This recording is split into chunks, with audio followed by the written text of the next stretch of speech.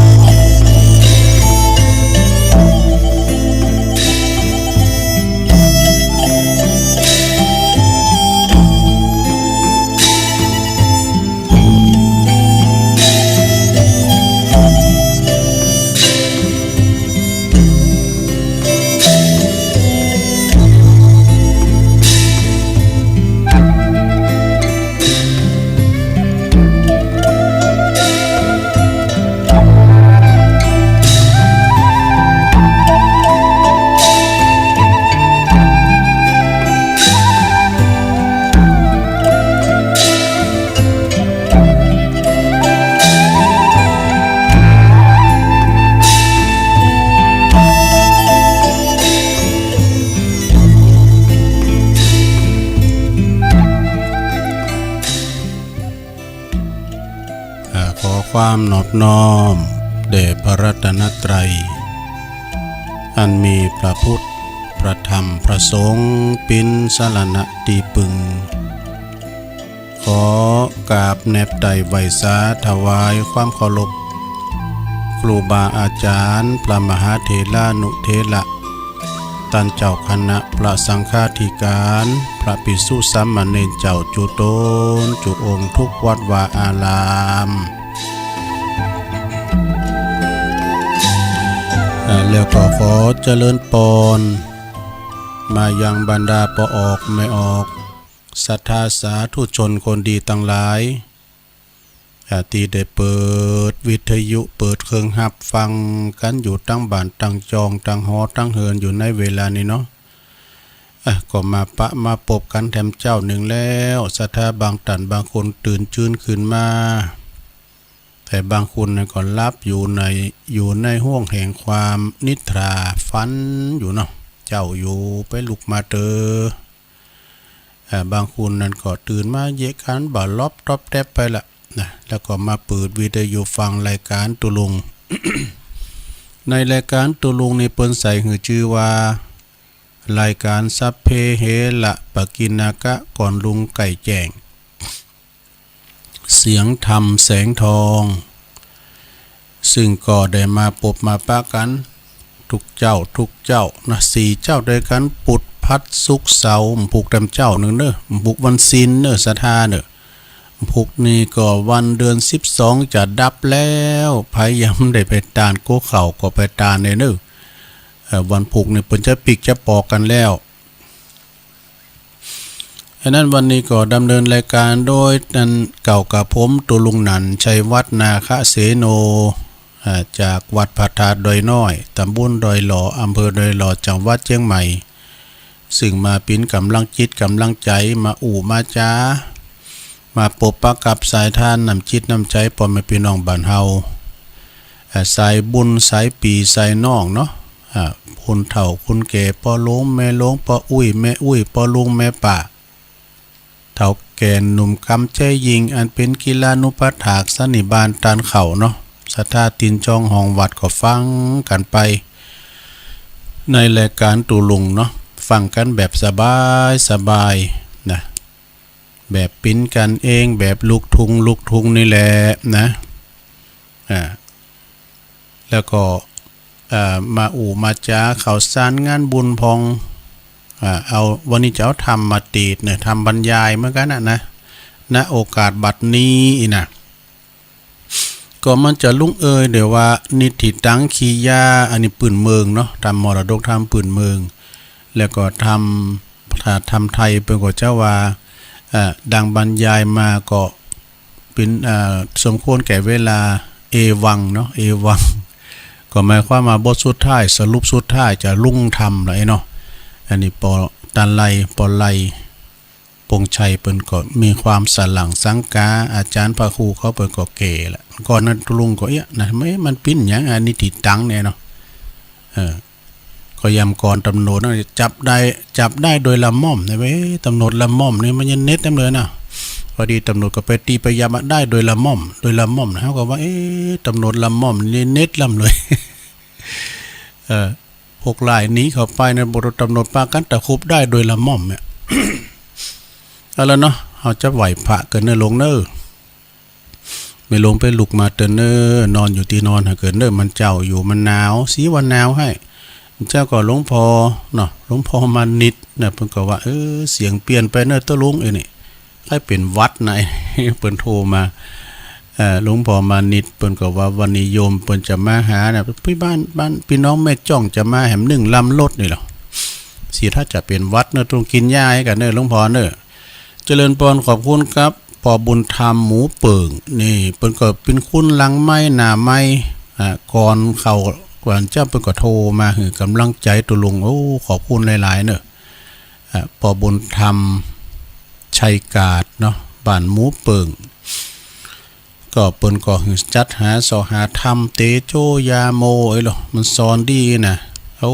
เข้าแล้วนี่ก็อาจารย์ธนอาร์ตเปิ้นตีดไปแล้วเด้ ธนอาร์ตเปิ้นเตดก็เป็นธรรมสอนลูกสอนเมสอนผัวสอนเมเนี่ยแล้วก็อันเจ้าก็แม่คำปันลุ่งเรืองเนาะน้องป่าคังก็โทรมานะหลายคุณที่เปิ้นโทรมาก่อนน่ะขอบคุณเน้อศรัทธาเอาไว้พักก่อน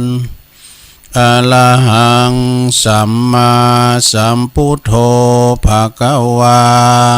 พุทธังภะคะวันตังอภิวาเทมิสวากขาโตภะคะวะตาธัมโมธัมมังนัมมัสสามิสุปฏิปันโนภะคะวะโตสาวกสังโฆสังฆังนะมามินะโมตัสสะภะคะวะโตอะระหะโตสัมมาสัมพุทธัสสะนะโมตัสสะภะคะวะโตอะระหะโตสัมมาสัมพุทธัสสะ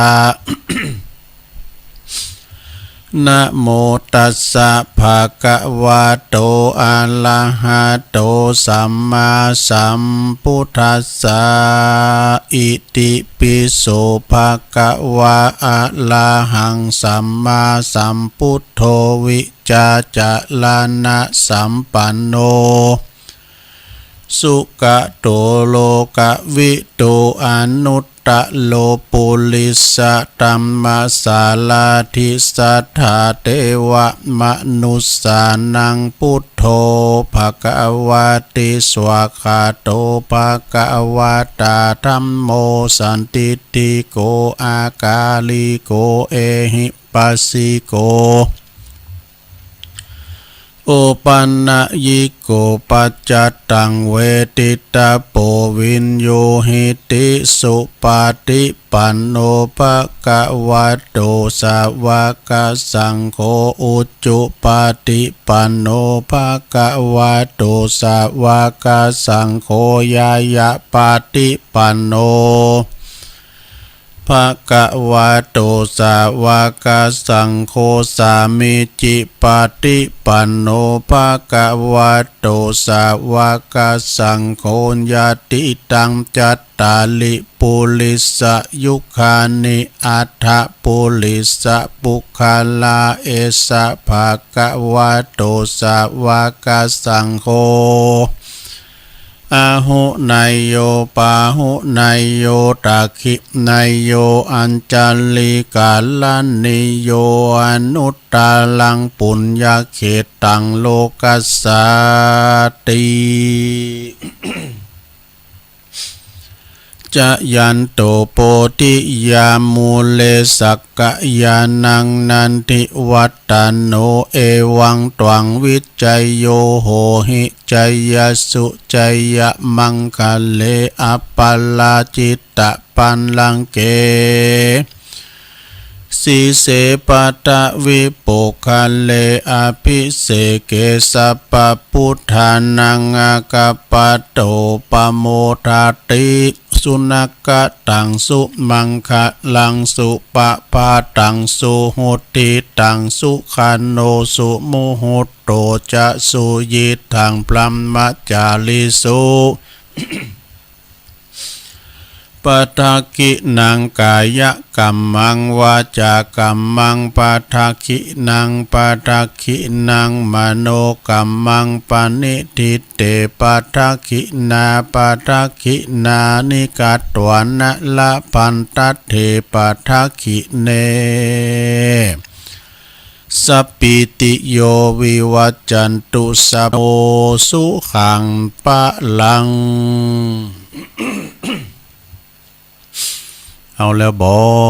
สัทธาญาติโยมต่างหลายตัวลุงก็ปิ้นเก้าปิ้นโหนำไหวพระสวดมนต์กันไปปิ้นตีเรียบร้อยขอปฏิตาไหลลัตตนะผ่านแผ่วพระแก้วเจ้าตั้ง3ประการจงดลบันดาลมาปกป้องคุ้มครองรักษายังเจ้าสมณะสัทธาและมหาโมละสัทธาหมู่เฮาเจ้าขาดตั้งหลายเนาะครูบาอาจารย์ประสงค์องค์สามเณรอยู่กับวัดกับว่าเนาะเขาเป็นการกรุงลุงเริงในพระศาสนาในลมพากาสาวพัดเผยแผ่สัจธรรมคำสอนขององค์บวรสัมมาสัมพุทธเจ้าได้เผยแผ่สัจธรรมก็มีหลายอย่างเข้าหาศรัทธาเนาะเปิ้นเจ็บไข้ได้พยาธิบ่เดี๋ยวนี้ตุเจ้ามันจะนิ่งดูได้นะแม่แต่น้ำท่วมน้ำนองลุยน้ำไปแจกของแจกอันยังถุงยังสีบนี่นะเนาะเป็นข้าวน้ำกำกินน้ำก้าข้าวน้ำปูจนะอาหารเอาไปแจกอาหารแห้งอย่างต่างๆมาไวๆยำปลากระป๋อง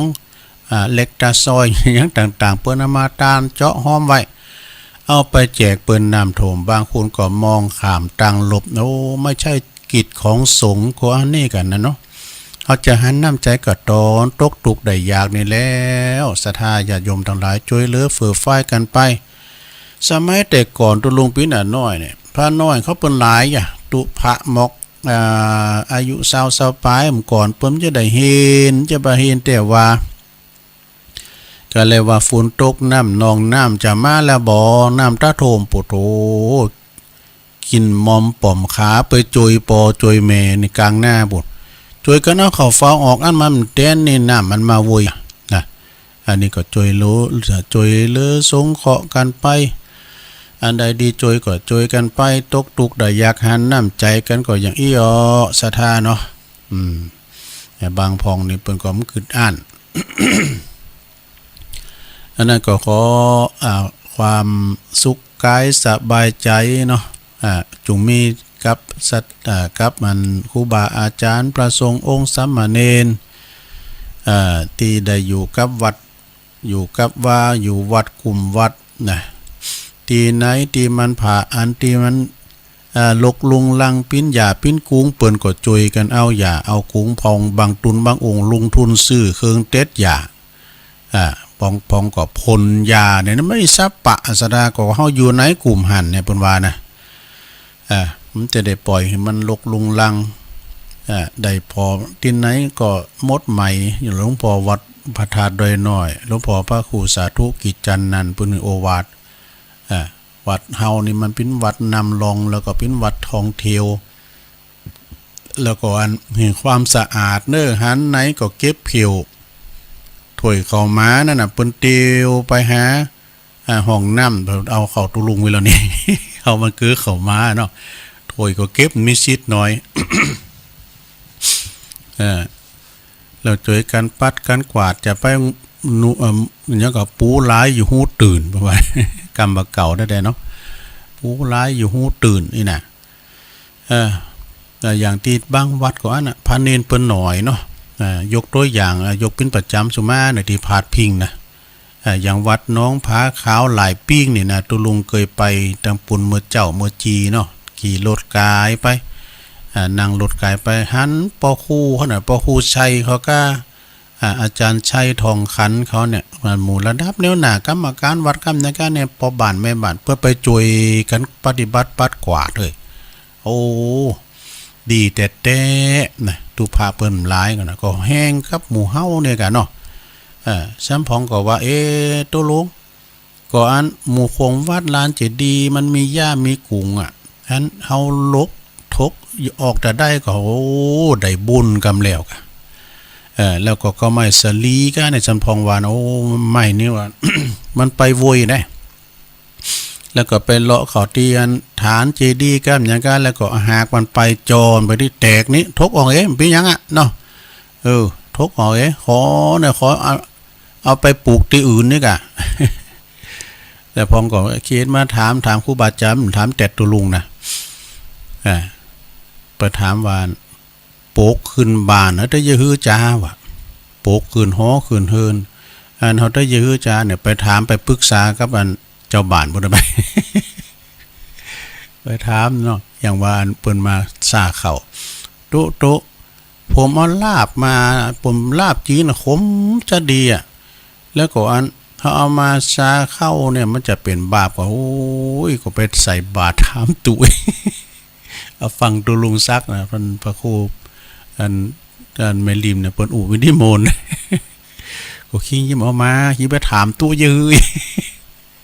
วินิมนต์แต่นั่นก็ศรัทธาญาติโยมเฮาก็แต่ไล่ปัดกวาดวันศีลวันพระเนาะแม่หลวงเขาก็กำอยู่ไว้ก็ปัดกวาดไปหมู่ฟุตบาทวิหารก็ห้องน้ำห้องสุขาที่มันบ่สะอาดรกลุงลังมันนี่เฮาไปคัดไปสีนี่โธ่อันนี้ได้ดีเต้ๆเนาะบ่เดี๋ยวนี้เปิ้นมีจิตอาสาเนาะศรัทธาญาติโยมที่ไหนมันรกลุงลังห้องน้ำห้องสุขาห้องปดตุกอย่าเฮาไปปฏิบัติปัดโปกวาดผิวนี่เฮาก็จะเขาป่นตุกป่นยากหน่อยนะป่นตุกป่นยากห้องน้ำห้องโสมคือมันมดใสไวยะมีความสะอาดเนาะ อยู่ในก็กลุ่มหันก็ว่าไปหน่อย5ละโจ5ละจาง5ละนาง5ละติยามเปิ้นว่าอีน่ะเปิ้นกวาดเปิ้นผิวเนี่ยคุณเฒ่าเปิ้นฮู้แล้วตะลุงก็เปิ้นเกิดมาก่อนโลปนนั้นเนี่ยเปิ้นฮู้แล้วตะลุงก่อนเพราะว่าเคยเป็นตุเจ้าเก่ายะเนาะศรัทธาญาติโยมวันนี้ก็มีแม่เพ็ญขาวเตี้ยแม่เพ็ญนี่เปิ้นเป็นเจ้าภาพวันนี้นะการติดน้ำติดธรรมบันเนี่ยอุทิศบุญกุศลไปหาอย่างปออุ้ยน้อยปันแม่อุ้ยเงินจีนาอินะปอซีแม่ซ้อนที่ลงรับดับคันไปสู่ปาละโลกไปน่ะแล้วก็ลูกบ่าวลูกใจเปิ้นนายอเนกชัยกาวิน ก็ทำบุญอุทิศกัลปนาผลไปหาปอสอนชัยกาวินที่ลงรับดับคันไปสู่โลกไปน่ะเนาะพร้อมกับหมู่เฮาเจ้าขาทั้งหลายไผจัดต้านนะครับไผเนาะไก่ลำพุกแต่เดินดับแล้วนะ จัดต้านหาไผบึกก็กิมน้ำยาดเน้อแม่เพ็ญขาวเตี้ยจากตาจ้างน้องหล่องบ้านของไอ้ขจรพอใจก็จิตอาสาครับรถไปสูงตู้เจ้าตึงวันนะไปสูงไปไหนโอ้ไปสูงไปกุมเข่าเนาะเพราะว่าวัดมันไกลพอเนาะอยู่ในป่าพุ่นนะแล้วก็เป็นสินเดียวกันศรัทธาเสมอกันภรรยากูขังเต็มคิงประกอบเป็นคุณใจดิบใจดีใจขาวเหมือนกันไอ้เนาะ เปิ้นไปแนวเดียวกันเนาะน้องนิ่มตัวก็ไปแหมกินเนาะลูกของไอ้นิกรชายน้อยไปแหมกินพองไปบริการครับแม่ชีเขาพระคุณเจ้าเขาอีกกันโอ้น่ะช่วยเหลือเฟื่อฝ่ายกันไปเนาะศรัทธาญาติโยมทั้งหลายมันมีอานิสงส์หมดแหละศรัทธาอานิสงส์อย่างใดก็เฮาทำอาหารถวายครูบาอาจารย์ถวายตั้งแม่ชีนะมีอานิสงส์อย่างใดตุลง ก็กะละหอมได้แฮมแล้วก็ไปได้ชั้นไปได้กินกัน เนาะโอ้ง่ายๆนะสุมาเด้ออย่างว่าตุลุงเนี่ยคือเข้ามาถึงวันเนี่ยอันนี้ทรงลูกอันนี้ทรงอย่างได้ตุลุงกดเตียวออกไปนอกห้องทรงเลยนะเหลียวผมเป็นห้องกระจกนอนกองในอาราคานี่ ตึงใหญ่ตึงน้อยเฮาเตียวไปไหนก็ลุ่มนะสลาจนว่าเนี่ยกันหมามาแล้วนี่ดึงปีตุลุงมาให้เนาะ กันเตียวไปเอาสลานะมันคกไปก่อนหน้าเนาะเนี่ยนี่ก็สู้นาคะเนาะลุงนั้นก่อนก็น่ะโอ้เก่งบาลีนี่เปิ้นไปกุมเข่าม้ามันคบกันอย่ามันเห่าเอาค้อนหัวสมณะกันเนาะนี่มันมากวนตุเจ้า สมณะเป็นตุเจ้าอันนั้นมาสู้นาคะบ่ดูนั้นก่อน แต่ลืมไปเนาะเอาละเนาะศรัทธาญาติโยมทั้งหลายตุลุงเจ้าว่าธรรมกันเด้อว่าธรรมอันนี้เป็นธรรมณบัดนี้นะธรรมณโอกาสบัดนี้เนี่ยนะจะได้เตดนำเตดธรรมเริงสัจธรรมแห่งชีวิตนะสัจจะคือความจริงใจนะสัจจะคือความจริงอกจริงใจนะก็ลองฟังพอจะปินเนอร์หาสาระไปจะได้เนาะตุลุงก็ว่าไปตามน้ำตามท่ามบ่ได้แม่วางไผเนออันนี้ว่าไปตามกำปีนะศรัทธาญาติโยมนะฟังไปก็รับไปในโลงเนอฟังไปแล้วก็รับไป เอาจะว่าธรรมก่อนนะโมตัสสะภะคะวะโตอะระหะโตสัมมาสัมพุทธัสสะนะโมตัสสะภะคะวะโตอะระหะโตสัมมาสัมพุทธัสสะนะโมตัสสะภะคะวะโตอะระหะโตสัมมาสัมพุทธัสสะจาติปิทุกขาจลาปิทุกขาตีณโอกาสบัดนี้อาตมาภาพจักใดน้อมนำเอาข้อคิดอันปินสารธรรมสัจธรรมคำสอนในบวรศาสนาปอปินแนวทางบ่เกิดแห่งสติปัญญาหูตาสว่างแจ่มแจ้งโดยเฉพาะอย่างยิ่งในวันนี้ก็มีศรัทธาสาธุชนคุณเฒ่าคุณแก่โดยมาก็ 80% เนาะที่เปิ้นกำลังฟังนอนฟังนั่งฟังยืนฟังตามอิริยาบถ4ได้ฟังกันไปส่วนมากก็จะเป็นผู้สูงอายุนะหรือว่าคุณหรือว่าอายุนักเกิดมาก่อนเนี่ยเกิดมามึนเป็นผู้ที่เจริญโดยวัยวุฒิแล้วก็คุณวุฒิเป็นผู้นี้มีประสบการณ์หนักเนาะผ่านห้อนผ่านหนาวมายาวนานนะกรรมบักเก่าบันเฮาเปิ้นว่าเกิดอันหันตะวันมาก่อนนี่เนาะต่อสู้ชีวิตเล่งลูกเล่งล้านเล่งลูกเล่งเต่าเยกันจนลูกหลานเนี่ยเยกันทำงานจนมีลูกใหญ่หน้ากาบ้านเนาะใหญ่หน้ากาบ้านมีการมีงานทำมีเหย่ามีเฮิน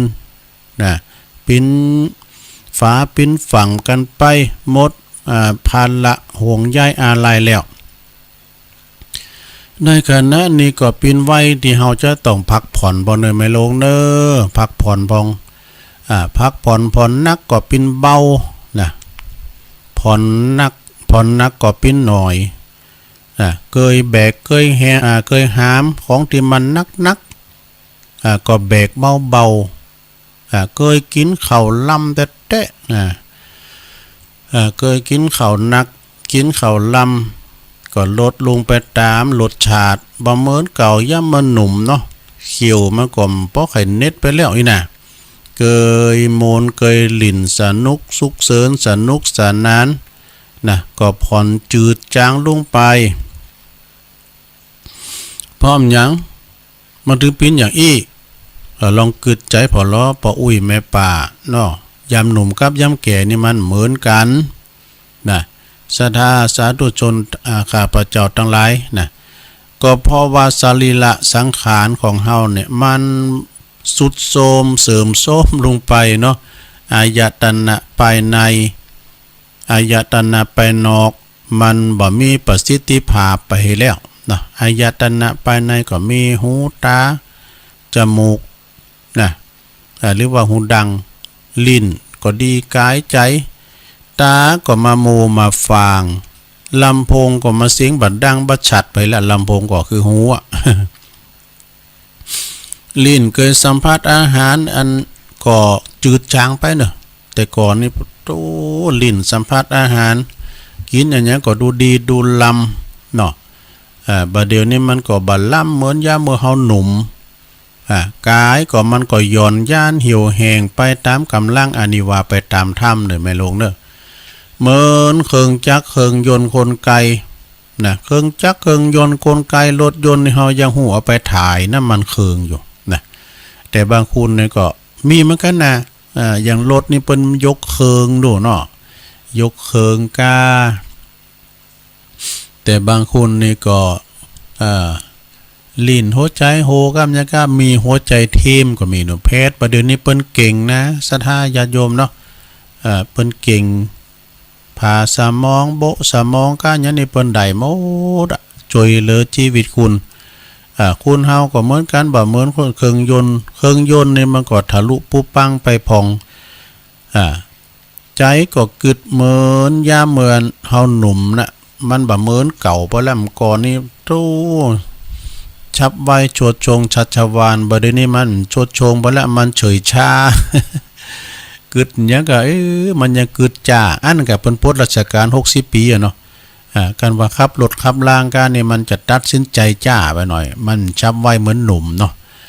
ความคิดก็ความจดความจำก็เลอะเลือนลืมไปพองโลมความแล้วความเฒ่าความแก่ชรานี่มาถึงลงมัชชิมวัยนะเข้าเขตปัจฉิมวัยนี่วัยสุดท้ายแล้วศรัทธาญาติโยมเนาะก็ต้องความต้องการในทรัพย์สมบัติเกี่ยวแหวนเงินทองนะของไปนอกก็ลดความทะเยอทะยานไปแล้วนะอยากได้ใครได้ก็ใครหู้จักอิ่มหู้จักป้อหู้จักกายหู้จักยุดต่างพระเปิ้นห้องว่าสันโดษเนาะยินดีในสิ่งที่ของเฮามีอยู่น่ะนี่ก็ถึงว่าคุณเฒ่าคุณแก่ที่มีบุญนะมีความปอเปงบาโลโมโทสันมีความพอดีมีคุณภาพนะมีบุญมีคุณภาพแล้วก็มีศีลมีธรรมเปิ้นว่ามีศีลมีธรรมเท่ากินเท่าตาลดอกถึงวันอย่าเฮาเจ้าขาดทั้งหลายเนี่ยแม่เขามาลงเขาเท่ากินเท่าตาลเท่าลูกหลานไหวนี่เท่าลูกหลานไหวนะเอาเตอเนี่ยปอเมก็เหมือนกันเอาเตอลูกนะลูกไปโรงหามเห็นครูเพิ่นสอนดีดูไปถึงบ้านไปถึงกลับบ้านก็ไปถึงก็ไปไหว้พ่อไหว้แม่นะเนี่ยลูกมันก็ว่ามันก็มาเยะ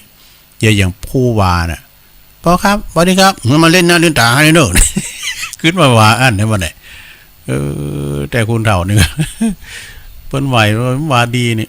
อย่างเน้นเขานี่นะเพิ่นก็เลยสอนมาดีดอกแต่เลิกเห็นปุ๊บนะเขาปิกบ้านปิกวัดมาเนี่ยการหันเฮาจุกอยู่หันนั้นลุงสวัสดีครับตุลุงสวัสดีครับน่ะมันเป็นอย่างนั้นเปิ้นสอนมาดีการจะไปก็ลุงสวัสดีครับลุงสวัสดีครับเนี่ยเฮาก็ตั้งใจเฮ็ดกันเปิ้นโนหลินกันเนี่ยอนาคตอนาคตอยู่ที่หมู่เฮาอยู่ที่สู้เขาเนี่ยก็ต่างอกต่างใจเฮ็ดเนี่ยความจริงนี่ก็เฒ่าแก่ติดใจบ่ใดก็มีศรัทธาญาติโยมทั้งหลายเฒ่าแก่ติดใจบ่ใดก็มีอันนี้ผมจะวางผ่านเนี่ยว่าไปตามธรรมน่ะที่เขาลักษณะที่เพิ่นบอกว่าแก่เพราะกินข้าวเฒ่าเพราะนานตายว่าเพิ่นว่านะมีบ่โค้นควายเนาะคือว่าคุณเฒ่าคุณนี่บ่โค้นควายทำบุญทำกุศลปิ้นเฒ่าแก่ตาบอดหูตันเฒ่าอันธพาลดูเฒ่าลูกหลานนายวะนะเฒ่าตันหาละกะเฒ่าบ่ฮู้วันพระวันศีลดูเฒ่ามักกินมักจมนะป้องมักขี้จมดู ขี้จมขี้แซมเนาะความแก่ก็นั่นก็มีประโยชน์ก็มีนะมีมากมายหลายอย่างอันความแก่มีประโยชน์มากมายหลายอย่างแล้วก็มีเปรียบเหมือนเนาะเปิ้นลองเปรียบเทียบแยกแยะพอว่าเช่นเก้าไม้เนาะต้นไม้อายุยืนยาวนานเก้าไม้ก็ตกที่ยืนยาวนานนี่นะที่มีคุณค่ามีประโยชน์มีแก่นแข็งแรงบะโกงในนะยกตัวอย่างไม้ซักเนี่ยไม้ซักเป็นต้นนะไม้ซักเนี่ยซักทองนี่นะสุดยอดอ่ะไม้ซักในการไผแปลงหอแปลงเฮือนไม้ซักเลยนะโปดโหบ่เดี๋ยวนี้การไผมีเฮือนไม้ซักนะเพิ่นได้ไปพอกันโดเสาก้ามเนี่ยก้ายนะตุ่นน้ำเจออ่อมป้อมจอดนะปินไม้ที่มีราคาเนาะไม้แก่นไม้แข็งไม้มีแกนนี่นะปินไม้ที่มีราคาตรงกันข้ามไม้แก่แต่มีอายุยืนยาวนานแต่มันโกงในเนาะมีหลายอย่างนี่ในมันโกงในตั้งในผู้ก่อนไปนะบ่มีแก่นบ่คงทนถาวรสักเท่าใดก็ไล่ราคาหาราคาบ่ได้นะอย่างไม้มะละกอไอ้น่ะไม้มะละกอในไผจำของไผฮู้จักของไม้มันกุยสิเป้านะดันกำมันภาษาย่องบอกว่ามันกุยตำก็กุยสิเป้าตำก็กุยสิเป้าตำกุยตีดตำมะละกอเนาะส้มตำปิ่นไม้ไผ่ก็ดีไม้สร้างก็ดีเอามาแปลงเสาเฮิรนก็บ่ได้ถึงว่าแปลงใดก็อยู่บ่เมื่อนนานนะไม้สร้างเนี่ยไม้สร้างหรือว่าไม้สีสุกไม้ไผ่ต่างๆนะแต่ว่าเปิ้นมีเอาแปลงอันนี้เด้อแปลงอันไม้ไผ่ต่างๆเปิ้นเอามาแปลงหยังเป็นของโอท็อปต่างๆอย่างของปบุญธรรมชัยกาศเนี่ยเปิ้นธุระไปตังเนี่ยเปิ้นก็มีธุรกิจไปตังไม้ไผ่ปดโตเปิ้นเป็นของโอท็อปไปโซ่ไปตั้งเมืองไต้ตั้งภาคกลางพุ่นน่ะเป็นเครื่องจักสานต่างๆนี่นะเนาะปออุ้ยแม่อุ้ยปอหลงแม่หลงคุณเฒ่าคุณแก่พ่อแม่พี่น้องจะแก่แบบประเภทไหนก็ลองกือใจพอเนอะจะแก่แบบไม่ซักหรือว่าไม่โกงได้เกิดกันเอากันเองแก่แบบไม่มีแกนแบบที่มันโกงลงในผู้ก่อนไปนะหรือว่าเป็นไม่โบบ้านเฮาเปิ้นว่าอายุนักห้องคุณที่มีอายุนักว่าปอเฒ่าแม่เฒ่าอีหรอบางทีบางแห่งอย่างภาษาย่องทางท้องถิ่นพี่น้องย่องนี่เปิ้นก็ว่าปอหลงแม่หลงคุณเมืองก็กับคุณไทยก็เปิ้นเฮาห้องกันว่าเฮาห้องกันในหมู่บ้านว่าปอหลงโหคนใดก็เป็นปอหลวงหมดได้น่ะเปิ้นว่าปอหลงบ้านหวำใจคุณถ้าคุณแก่นี่คุณยองบ่จะห้องว่าปอหลงแม่หลงหรือว่าปิ้นปอของปอเฮานี่น่ะปิ้นแม่ของแม่เฮามันคุณเมืองปอห้องอุ้ยตั้งคุณยองเปิ้นก็ว่าปอหลงแม่หลงปอหลงแม่หลงบ่เดือนนี้ซ้ำให้มันเปลี่ยนกันไปหมดคุณเมืองเฮาห้องตายายเนี่ยปออุ้ยไม่อุ้ยนี่มันใครมีโลมแล้วก็หมายถึงคุณที่มีอายุนักนะห้องกันโตไปว่าคุณแก่นี่ก็รุนแรงลำไปเพิ่นก็บางพร้อมประกอบว่าคุณผู้สูงอายุนี่ฟังแล้วก็ลื่นหูบ่โคตรหูใจมีกำลังไปในแห้งขึ้นมาแถมเนาะความจริงเลยในความแก่นี่นะความจริงนี่มันแก่มาตามลำดับขั้นตอนเด้อถึงจะมาถึงจุดที่แก่งอมนี่นะเหมือนกับพันธุ์ใหม่พันธุ์พืชอย่างต่างๆปลูกใหม่ๆนี่ต้นมันก็น้อยเล็กๆนะใบมันก็ออกใบดอกมันก็เจริญออกงอกงามมาพอลงการผ่านเวลาไปมันก็ใหญ่ขึ้นมาอีกมีกิ่งก้านสาขาจนว่าเป็นไม้ที่มีภูมิกว้างนะแล้วก็ชราพุห้อนแห้งเหี่ยวไปมันเป็นธรรมดา ฉันได้ก็เหมือนกันเนาะคุณเฮาก็อย่างเดียวกันนั่นน่ะนะนักปราชญ์ผู้ฮู้เปิ้นจัดความแก่ไว้มี4ประเภทด้วยกันว่าคือ1แก่ไปข้างหน้านี่แก่ไปข้างหน้าเหมือนกับต้นไม้ที่เริ่มตั้งแต่เฮาลำต้นก่อนนะเริ่มตั้งแต่ลำต้นก่อนจึงจะถึงยอดไม้ก็หมายความว่าการเกิดปินทารกปินน้อยนี่นะปินน้อยปินเด็กละอ่อนวิวัฒนาการเจริญวัยใหญ่นากาบ้านขึ้นมาใหญ่ก็เป็นผุนลักผู้ใหญ่เป็นผู้ใหญ่ละเนาะ2แก่ลุงแล้วก็เสริมลุงอวัยวะต่างๆเสริมคุณภาพลุงรอวันหยังรอวันเวลาเขากุว่ะเขากุเขาลง เขาวัดเขาว่าเขาโฮงพยาบาลในที่สุดก็เขาป่าจ้าเนี่ยมันพิ้นแบบนั้นนะต่างใดต่างหนึ่งก็ได้นะ3แก่สุกดิบนี่หมายความว่าจะได้แก่สุกดิบนี่ก็แก่เพื่อว่าแก่ตำตึกว่ะบ่ขึ้นบ่ลงแก่ประเภทนี้เพื่อว่าเฒ่าโหงูอ่ะ เฒ่าโหงูที่เขาว่ากันเนาะเขาล้อเลียนกันนะเฒ่า2โหหางต่างกลางบ่เฒ่าอีน่ะอันยังในทำนองนั้นน่ะนะคุ้มดีคุ้มให้นะบอกบ่ใครมีน้ำมีธรรมคำสอนไว้ประดับใจประดับโตสักหน่อยนะวัดก็บ่เข้าพระเจ้าก็บ่ไหวนะอย่างลูกนั้นไอ้ให้มันนั้นว่าได้น่ะวัดหาก็เข้าเหล้าหาก็กินศีลหาก็ฮับ นั่นมันเป็นธรรมดาเนาะดูเนาะโลกิยะโลกุตระไปพิ้นหยังก่อนนะก่อนเท่าอย่างอี้นี่เท่ามันได้เข้าวัดเขาว่าบ่เคยเข้าวัดเขาว่าเปิ้นบ่คันตื้อคันเขาตอกตอไม้เข้าวัดเขาว่าบ่มีฮิริความละอายเท่าประเภทนี้เปิ้นว่าเท่าหูหวายว่ะเท่าหูวายเท่าใดดอกเท่าศอกกอกมายาเท่าป่าลาหมาเห่าเท่าคูบเขากลางจานหลายลักษณะคุณเท่าเนาะเท่าได้ดอกเน้อเท่าเถินเท่าป้าเท่าหาเท่าผีว่าดูผลวายน่ะเสียศักดิ์ศรีตีตัวเก่าน่ะเท่าอันนี้บ่มีกาไอ้หรอสีแล้วเท่าแบบใดสีนี่ก็เท่ามีศีลมีธรรมจิตใจดีมีสติสัมปชัญญะเนี่ยอย่างพอออกไม่ออกสถานเนี่ยอย่างพอลงเขาฟังธรรมเนี่ยก็เป็นเท่ามีศีลมีธรรมถึงโมน่ะศรัทธาญาติโยมทั้งหลายวางตนวางตัวเหมาะสมบ่จมบ่แซมบ่เดือดบ่ด่าบ่หือลูกหลานตั้นเต่ามีเมตตามีพรหมวิหารธรรมมีเมตตาอินดูคุณนะกรุณามีความหักความสงสารอารีมุทิตาความพลอยยินดี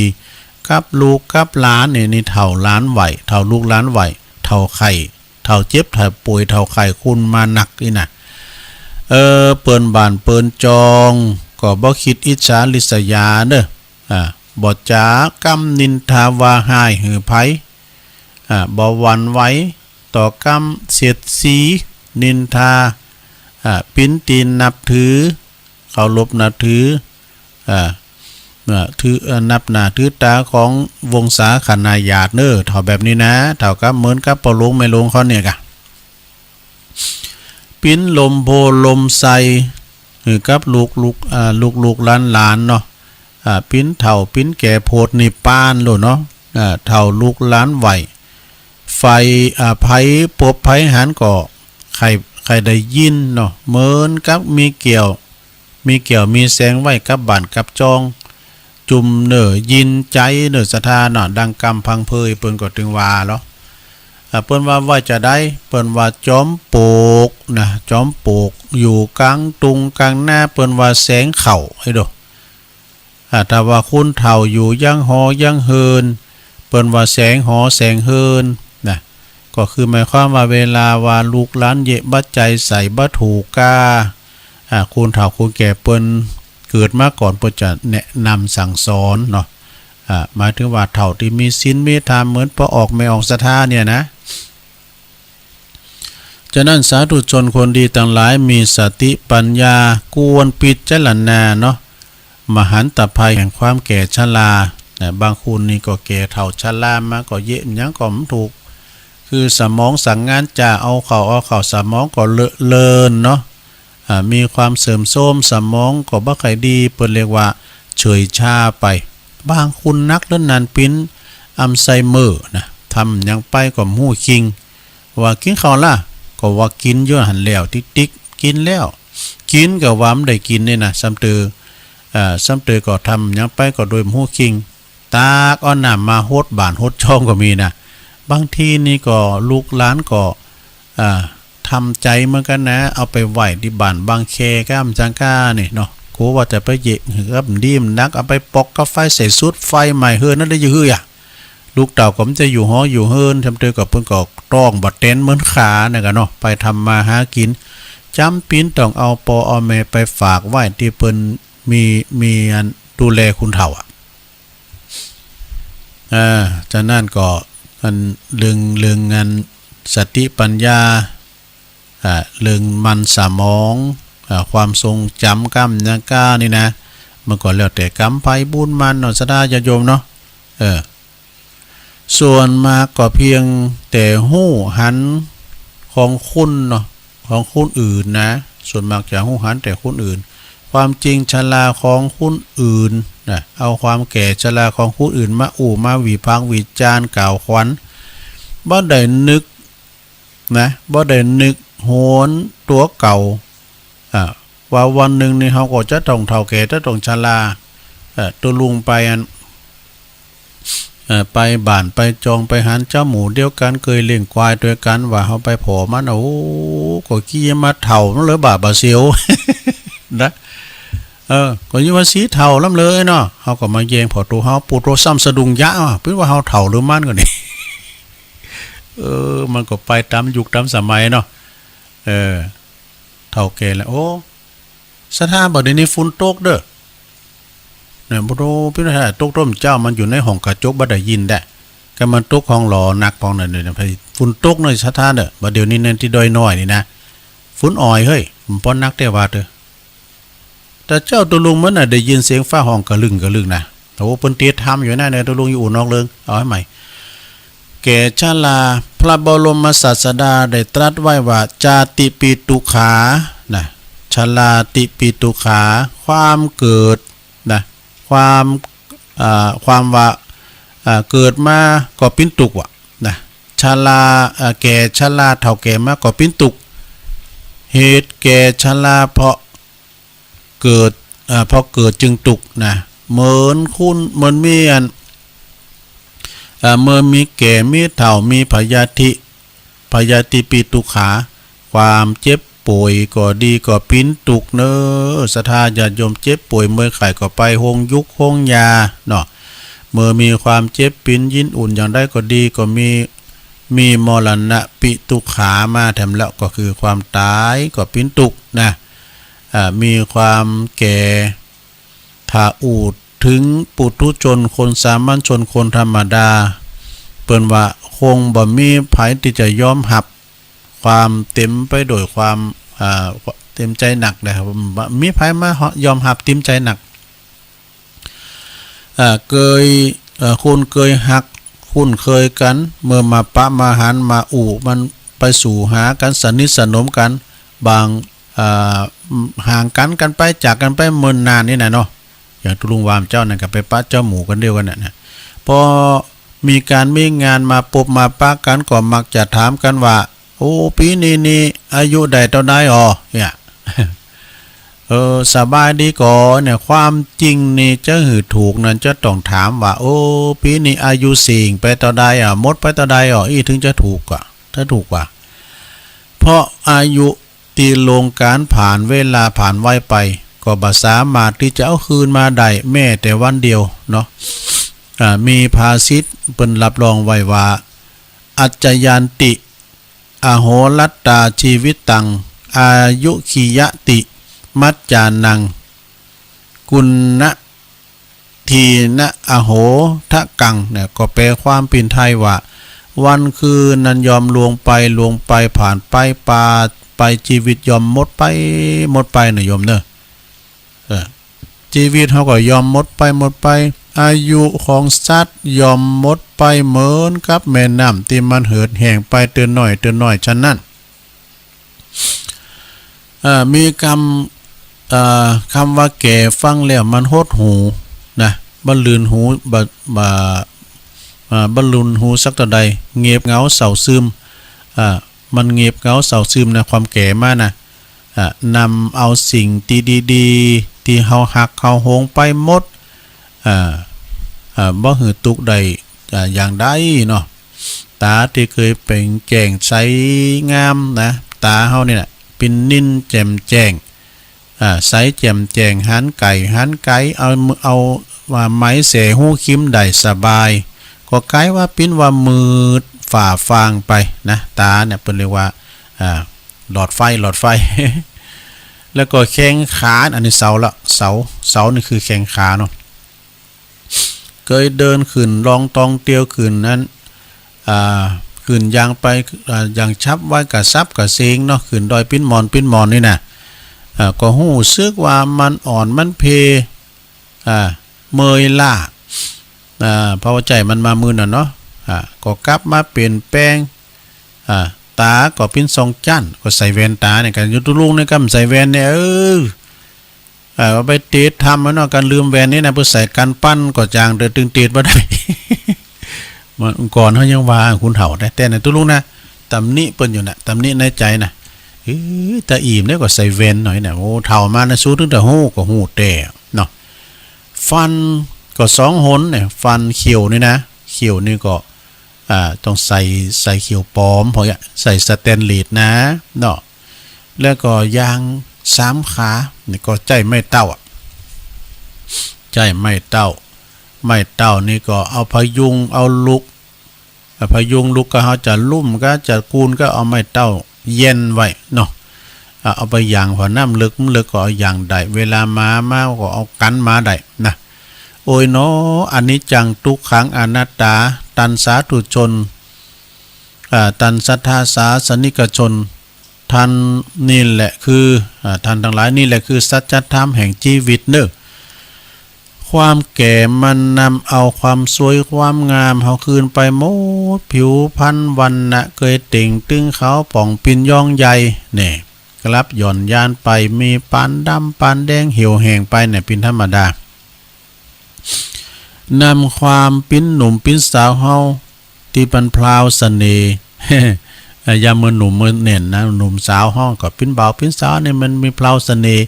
ความสุขสันต์หันษาไปหมดศรัทธาญาติโยมลุกก็โอยนั่งก็โอยเป็นปริศนาธรรมบทหนึ่งว่าดำแล้วขาวยาวแล้วสั่นนี่แปลว่าอย่างมันแล้วคอนนอนแล้วนิ่งนะลองเฉลยว่าก็ความผมดียามมันหนุ่มนะก็ดกดำดีนะผมโหเนี่ยนะก่อนผมโหตัวลงมันจะยำเดี๋ยวนี้แหละนะก่อนนี้ปุตโตเยงคุณเฒ่าจังผมโหฮิปปี้ดอกสมัยเมื่อก่อนนะเปิ้นฮิตกันนะผมโหฮิปปี้อย่างคาราบาวกันผมโหยาวนี่ดกดำนะก่อนนะปุตโตพอแก่เฒ่าชรามาเอาแล้วเฒ่าแก่ชราก็เป็นปิ้นดำจากดำก็ปิ้นสีขาวนี่งอกมานี้เนาะบางคุณนี่เปิ้นก็เอามายอมเนี่ยกะยอมพองตาได้เคยพอยาวพอไกลก็กับสั่นไปแบบประวัตินะสายตาสั่นไปเขี้ยวที่มันเคยมั่นคงแข็งแรงแข็งแกร่ง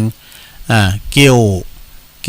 ยังได้หมดแม้แต่คาราบาวลุยไฟก็เกี่ยวได้มันก็เฟิ่นคอนไปนอนบ่ดินบ่ต้วงก็เงียบเสียบก็หมายความว่าหมดลมหายใจก็ตายกันไปอีกกันเนาะคุณการห้อมตายก็รุ่นโลกนี้เนาะรุ่นโลกนี้เอาหยังมาหือกินกันสวากินก็มีสรุปแล้วก็ บั้นปลายชีวิตเฮาต้องวางโตฮือสบายไปยึดมั่นถือมั่นผ่อนคลายเด้อแม่ลงเด้อปากันผ่อนคลายคือมันบ่โลภบ่โกรธบ่หลงทำจิตใจอันผ่องใสตั้งมั่นอยู่ในศีลในธรรมกินตันภาวนากันไปเลยๆฟังเข้าวัดฟังเทศน์ฟังธรรมถือศีล5ศีล8ทำบุญกุศลสุนทานไปใจเน้อสุขภาพจิตก็จะเบิกบานแจ่มใสเน้อดังบรรยายมาก็คงจะหันสมควรแก่กาลเวลาเนาะฟุ้นก็อ่อยแล้วก็จะสมมุติยุติลงปรุงไว้เพียงเท่าอีเอวังก็มีด้วยประกาศนีสาธุเอาแล้วศรัทธาธรรมกล่อมเรื่องสัจธรรมแห่งชีวิตเนาะตุลุงก็อธิบายขยายความเพิ่มเติมพองก็มีความจริงธรรมมันก็บ่ยาวอธิบายเพิ่มเติมไปพองก็มีเนาะเจริญพรขอบคุณครับแม่เพ็ญขาวเตี้ยนะจากบ้านตาจ้างเวียงหนองล่องละปูนเนาะเปิ้นก็ทำบุญปิ้นเจ้าภาพทำบุญอุทิศถวายอุทิศไปหาปอนน้อยพ่ออุ้ยน้อยปันแม่อุ้ยเงินจินาอิแล้วก็ปอสีแม่สอนแล้วก็ตันไปหาปอสอนชัยใจกวินตั้งใจเอาปอนหยาดน้ำเนื้อแม่เพนเนื้อเอาปอนตึงโลงเดี๋ยวตัวลุงจะผักเบรกกรรมเนาะยะถาวาลิวาหาปุลาปาลิปูเลนติสากะลังเอวะเมวะอิโตทินังเปตานังอุปกปปติอิชิตังปฏิตังตุมหังคิปะเมวะสมิจตุสเปปูเรนตุสังกปาจันโทปนรโสยะถามณิโจติรโสยะถาสปิติโยวิวัจจันตุสัพพะโลโกวินาสตุมาเตภวัตวันตรายโยสุขีติคายุโกภวะอภิวาตานาสีริสนิจังวุธาปจายโน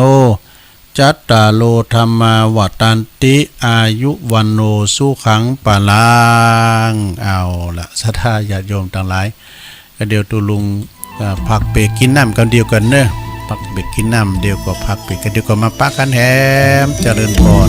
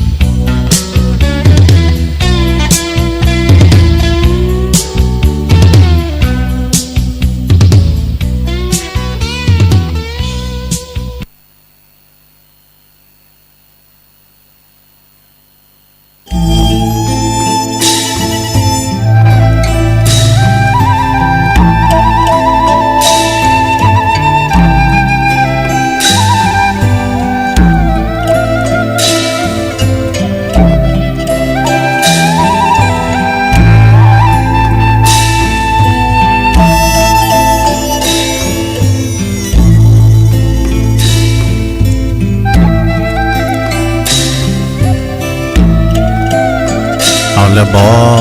ศรัทธา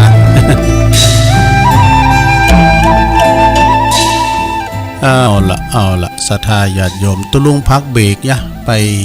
ชั้นน้ำจุ่มคอมา แล้วก็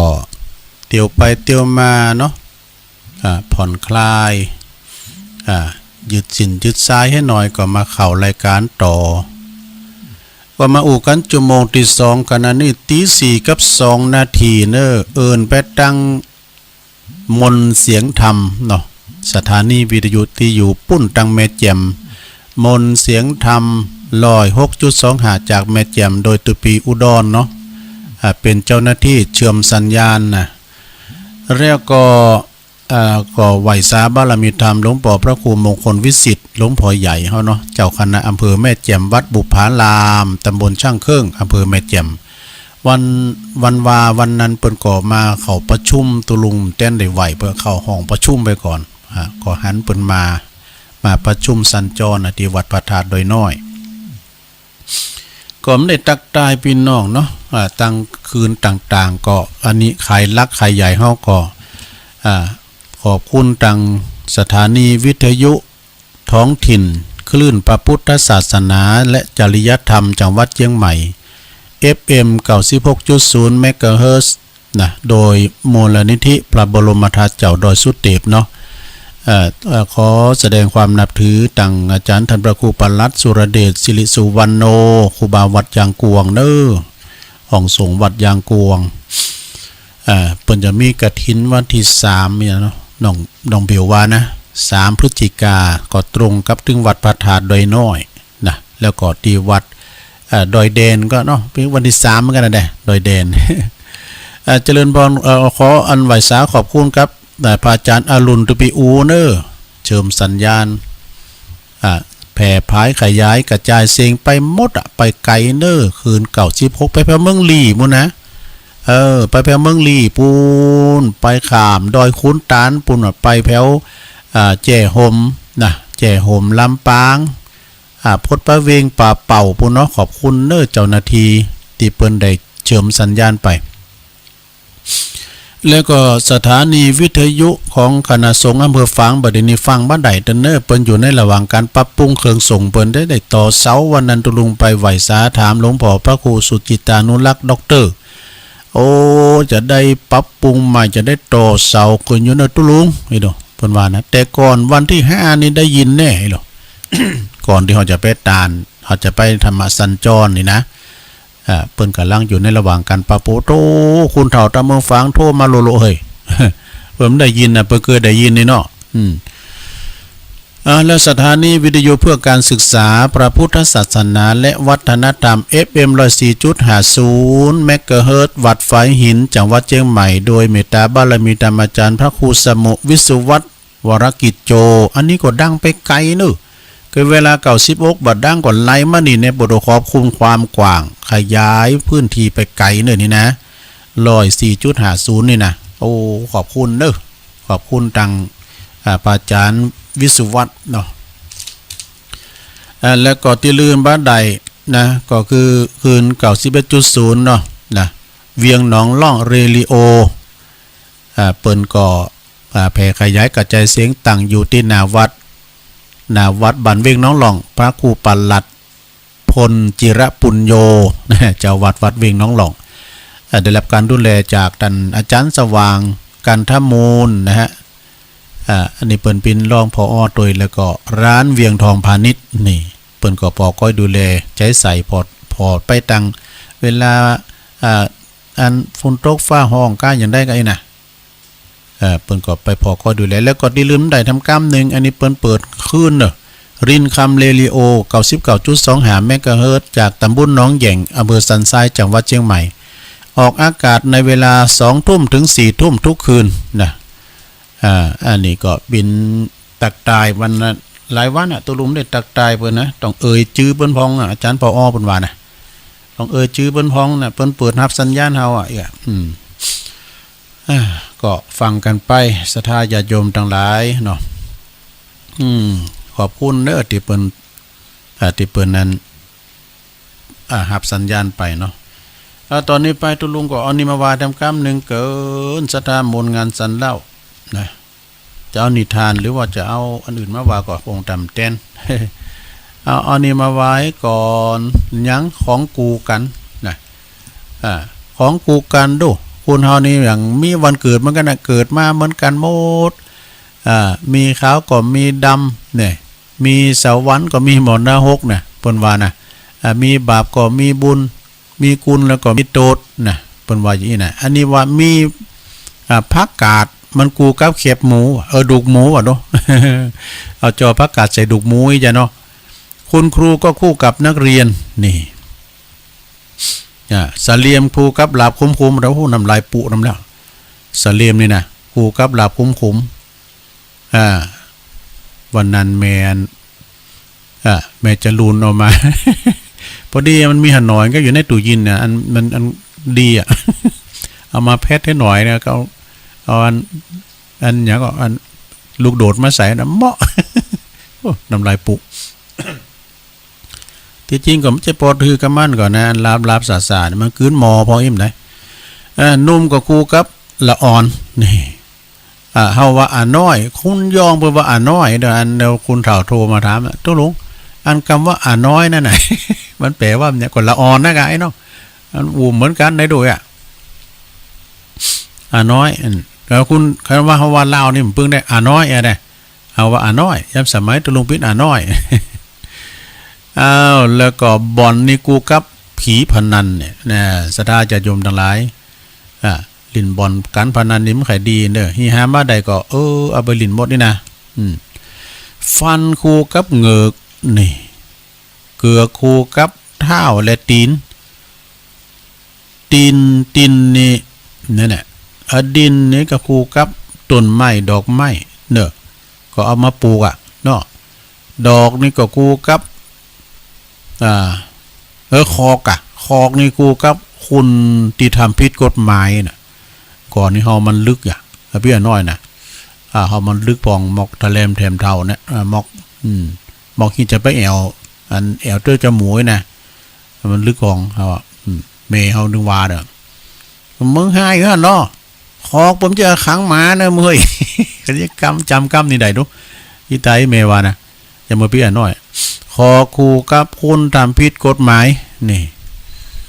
ปอจายคู่กับแม่ยิงลิงคู่กับกุยเมื่อก่อนในสถานตุลุงพี่น้อยนะก่อนเนี่ยมีแม่ยิงคนหนึ่งนะเปิ้นเอาลิงไปมัดไว้ตีอันก้อมขามนะก้อมขามใหญ่ก้อมขามหลงไผก็ใครหานอีวอกเนาะอีวอกก็คือลิงเนี่ยนะแล้วก็ไปกันเด้อก็พอก็เอากล้วยยืนมันมาหาใจดีกันมากินกล้วยโลชุมาเด้อมีแม่ยิงที่เปิ้นแก่หรือตัวนั้นตัวลุงหน่อยนะเปิ้นเอาขี้ไก่แล้วเอาห่อตองแล้วเอายืนมันก็หับเอาจะดีหับเอาจะดีมันขึ้นไปบุญบ่อีลิงเนี่ยนะแล้วมันตีพอเพราะว่านี่ขี้ไก่ด้วย มันจะอันนั้นมันก็ทัดแต่แค้นเหมือนกันนะก็ลุงมาก็อันแม่ยิงคนนั้นมันเต้นมึงเนาะมันเต้นพอวิทย์ขึ้นบาเปิ้นจักพุ่มโหเปิ้นว่า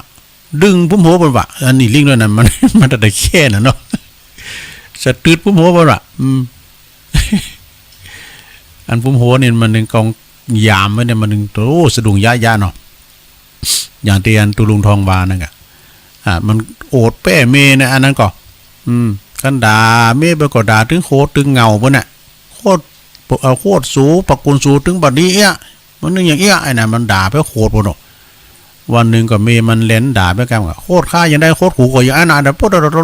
มันเตียวมาเหม็นมานะสะตืดพุ่มหัวมีมาด้วยจะนี่กะด่าผัวไปสอนสูน่ะมึงก็ตายกะ มันลินตังบุญเมมันลินตังลุงไม่ในวานะตัวลุงทองวานนะเอาไอ้แล้วปุตโตจุนแอวอ่อนด้วย ซ้าการมันบาดซะเมมาดื่มซะมันปุตโตพุทธนาคิวมาเนี่ยเนาะสะดุ้งยะนี่ คุณมันนักเข่ามันดีอายวะเมมันดีอายเมมันได้ซะปุตโตมันใจดีมาอะไรมาน่ะใจดีมาบ่แต่งตินยองตินแยงสุดเวิร์กบ่ได้สอนไม่ยิงมันต้องสอนเยอะอันเขาบ่ลาบไฟจะหลับก่อนไฟหมู่เนาะโอ้นอกลืมบ่ละ แม่ยิงกูกับปอดจายลิงกูกับกุยถวยกูกับจ้อนนี่กันเขาไปกินข้าวในแพะในป่านะโยมตุลุงเคยไปคุ้มฐานด้วยปอด้วยแม่เนาะลืมจ้อนก็เอาใบตองนะนิยมเนี่ยนี่เพราะว่าอันนี้สงเนาะเพราะว่ากินแกงขี้ข้าวกับแกงเป็นตุกอย่าเมื่อมีจ้อนอย่าเมื่อมีจ้อนการกินน้ำแกงก็เปิงบุญจ้อนนะก็ได้เอาใบเป่าเนี่ยซะนะใบเป่าเนี่ยเอามาแปลงจ้อนน่ะนะเอามาสวายอันนั้นไปเอามาอย่าเขาแต่ตักกินน้ำมั้งกะ เอามาตักกินน่ะโน้มันนี่มาตุกมายากันมาแล้วเนาะเมื่อก่อนนี่มันอุดมสมบูรณ์ไปแผ่ไปป่าเนี่ยหลวงก็ไปกุมไปอันกุมฐานนี่นะที่ปอประดึงอันถวยตัวดูกันนะเอาปุ่นเอาสางเอาเสืองไปแผ่ป่าพวกแล้วก็หมกแกงเก่าเอาไปปุ่นแต่ปีนี้นี่ลิดใหม่ลิดโลยังไก่ขอตอนเราอีบอเนี่ยซูมไฟนี้เอาดิ้งกี่เอาหยางมาแป้งก่อนเสาซูมไฟแล้วก็โลเฮ็ดมาตำพริกตำบานไปแล้วดูเอามาซอยโลเฮ็ดมาก็เอามาแกงกินก็หานี่3คุ้นตัวลุงไปคุ้งฐานเนี่ยอันบนดูวันลำเขากินข้าวกับแพะนี่นะได้ไปไฮก็ตามเด้อกินกลางแพะกลางป่าน้ำพริกตาแดงก่อนลำนะซะฮะเนาะเอาใบยอดหมวดจีมากับเหมาะแล้วก็อันเขาก็ได้จุตุลุงก็เนาะอันจีดอกเฮงน่ะจีไม่เฮงไม่ตึงน่ะที่เป็นปิ้นสีแดงน่ะนะเดี๋ยวนี้มันหาหนอนะเพราะว่าปิ้นป่าลำไยหมดอ่ะอันนั้นน่ะฮักมาเด้อเอาอันตรงในมากับปวดฝาดนี่เริ่มจากได้แต่จุนะคุณเฒ่านะนั่นน่ะเนาะถวยกูกับจ้อนไปแพะไปป่ากันมีจอนก่อนลำบากฮ้อนกูกับยินนะฮ้อนกูกับยินประเดี๋ยวนี้ก็ซียินมานะสะท้าฟุ้นอ่อยอยู่เนอะที่นี่นะฟุ้นอ่อยอยู่นะฮ้อนกูกับเย็นเนนกูกับตุนี่โอ้ประเดี๋ยวนี้มันไข่กูกันไปละเด้อสะท้าญาติโยมต่างหลายนะบางวัดบางวานี่มีกระตุมีเนนก็มีนะมันโตเลิกมันมีหลายสะท้าเดี๋ยวนี้ก็อย่างวัดพระธาตุดอยน้อยนี่ก็เหมือนกันนะโยมมี10ปลายเมื่อก่อนนี่มีเป็น20ปลายเพราะว่าเดี๋ยวนี้ก็หาเขียมไปติ๊กๆนะเพราะว่าเปิ้นขยายโอกาสพันเนนเปิ้นก็เฮ็นที่บ้านเปิ้นเมืองเปิ้นก็มีเปิ้นจะปิ้นพระก็เฮ็นได้น่ะอันนี้กว่าจะได้เอามาพี่นะตุลุงเขาต้องไปนอนแฮมแกมมื้อไปโบสถ์ไปหลวงพ่อไปเป็นอุปชายไปโบสถ์มาแล้วก็ปีไปก่อนน้องมาอันนี้นะน้องอายมันซิกไปตกลูกตัวเบก็มาเยการวัดนี่ก็มีเอาเราเคยขึ้นมาถึงวันเอามาเยการวัดเอามาติดคำบุษบกนะน้องมันก็เห็นหนังสือเนี่ยเป็นเน้นเอียกะปีไปก่อนน้องมาอย่างเงี้ยนะศรัทธาญาติโยมแล้วเขาแข็งแรงเนี่ยเน้นดอยนี่นะศรัทธาตัวน้อยๆนี่แข็งแรงแล้วตัวลุงกันนะโตเน้นหลังจากฮักนะเนี่ยลูกอันโตนั่นน่ะอันตีมันน่ะมันเป็นมันนักโยกคนเดียวโอ้พวกเฮานี่ยังแป้นี่มันเอาได้เท่ามันเอาไปแปรมันเตี้ยวไปหลองๆแล้วแล้วก็มีตัวเจ้าให้มันตุ้นนึงนะมันใหญ่ย่าปดโทหนุ่มร่างใหญ่ตัวปีป๊อปนั่นน่ะพอเฮานี่หาม2เนี่ยมันเอากีบแขนไว้ก็เดี๋ยวติ๋วไปตึกๆคุณมันมีบ่ามีแหงได้ปินที่คอยเขาแหลมโอ้ก่อนตุลุงก่อนเนยเนาะก่อนนี้ตุลุงปะโอ้ขึ้นหอจะมาลากไม่ถือสุมาเด้ออันไปเอาไม้โหลเอาโหลโอ้ใหญ่เริ่มยังเกินนะก็เอามาคนเดียวนะแบกหามกันมาอันนี้ก็อูถึงว่าสมัยแต่ก่อนอ้อนมาเนาะเป็นคารวะญาติโยมพองอูจ้าป้าสายกันไปศรัทธาญาติโยมแต่พองลินพองจะไปถือสากันเด้อนะตอนนี้ไปตุลุงจะประกาศข่าวสารงานบุญ15นาทีสุดท้ายก็เดียวสายไก่เกมไว้เน้อแม่อันเนี้ยแม่ปงดอนแม่จันฟ้องเกียมไว้เน้อแม่จันฟ้องปงดอนเจโฮมตั้งแม่สงเงียมเปิ้นโทรมาหาตุลุงว่ามันใจตุลุงเบอร์โทรของแม่จันฟ้องนะโทรไปนี่เจ้าว่ามันใจแม่นเปิ้นนี้อีวะเบอร์โทรตะพิษเด้อเดี๋ยวแจ้งให้ใหม่เด้อแม่จันฟ้องแจ่โฮมปงดอนมันบ่ถูกนี้ลองทวนพอรู้ ขอเจิญโลมทำบุญแล้วก็ฟังเทศน์ฟังธรรมเนาะเดือน12ดับพอดีเจิญโลมทำบุญเปิ้นจะทำบุญสลากพัฒทหารที่วัดปักตั้งเจริญศีลนามพุกมือเนี่ยพุกนี่กันเนาะโหกด27วันนี้เราดูวันนี้เปิ้นห่างดาศรัทธาญาติโยมทั้งหลายที่วัดปักตั้งเจริญวัดของพระอาจารย์พระครูอภิวัฒนวิกรมที่เปิ้นได้ออกรายการเนี่ยนะเปิ้นก็จะมีการตานเข้าสลากพัฒทหารในวันพรุ่งนี้วัดปักตั้งเจริญเริ่มตั้งแต่9 โมงเป็นต้นไปก็ไปกินไปตานกันเอาสลากโยกไปเนาะศรัทธาญาติโยมเฮาก็ฟังธรรมเปิ้นถึงวันนะไปเนาะก็มีประหลงบุญธรรมเรือนรักเรานี่ตั้งเงินคณะศรัทธาเนาะที่วัดปักตั้งเจริญนะเฮตีเขาแม่ปราณีเขาหรือว่าแม่ไม่สิบุตรเขาเนาะหลายท่านไอ้โดงเขาไอ้โดงพอแก่วัดไอ้โดงพรหมทาวันพุธนี้กินสลากที่วัดปากตั้งเจริญวันที่29วันฮือเนาะ29นี้เปิ้นจะทำบุญอุทิศถวายประจำเดือนเนาะตานไปหาหลวงปู่พระครูวรพจน์นิวิทย์อดีตเจ้าคณะอดีตรองเจ้าคณะอำเภอป่าซางอดีตเจ้าวัดแม่แรงกลางคืนกลางคืนเวลา20 ทุ่มนั้นท่านพระครูอภิวัฒนวิกรมอาจารย์บรรยงเปิ้นจะไปบรรยายธรรมไปกันละลาย29เมื่อคืนกันยาวันฮือเนี่ยกะนะไปฟังเทศน์ฟังธรรมกันที่โคงแก้วอารามทั้ง3วิหารหลวงของวัดแม่แรงเปิ้นจะทำการออกเมนพระราชทาน 1-8 ธันวาปลายปี1-8 ธันวางานพระราชทานเพลิงศพของครูบาหอมเนาะ3 พฤศจิกาก็เปิ้นจะมีกฐินกฐินสามัคคีที่วัดดอยแดนอำเภอบ้านโฮ่งนะอันนี้ก็ปอดุลเปิ้นก็ฝากประกาศมานะถึงวันเปิ้นแป้งตุ่นกันถึงวันบานปอดุลนะก็วันที่3 พฤศจิกาวันที่6 ตุลา6 ตุลานี่ก็ก่อนออกวาสากันเนาะเปิ้นก็จะมีงานสลากพัฒทหารที่วัดลังสีสุทธารามอำเภอแม่วางโดยมีเมตตาบารมีธรรมหลวงพ่อพระครูสุทธิยันรังสีเจ้าคณะอำเภอแม่วางนะเจ้าคณะอำเภอแม่วางอันนี้ก็เชิญไปรวมกันหลายๆไปกินแป้ตาลสลากโยกกันอันนี้ปีนั้นโชเฟอร์สารถีคนขับรถของหลวงพ่อฝากประกาศมาไปกินไป6 ตุลาที่วัดลังสีสุทธาวาส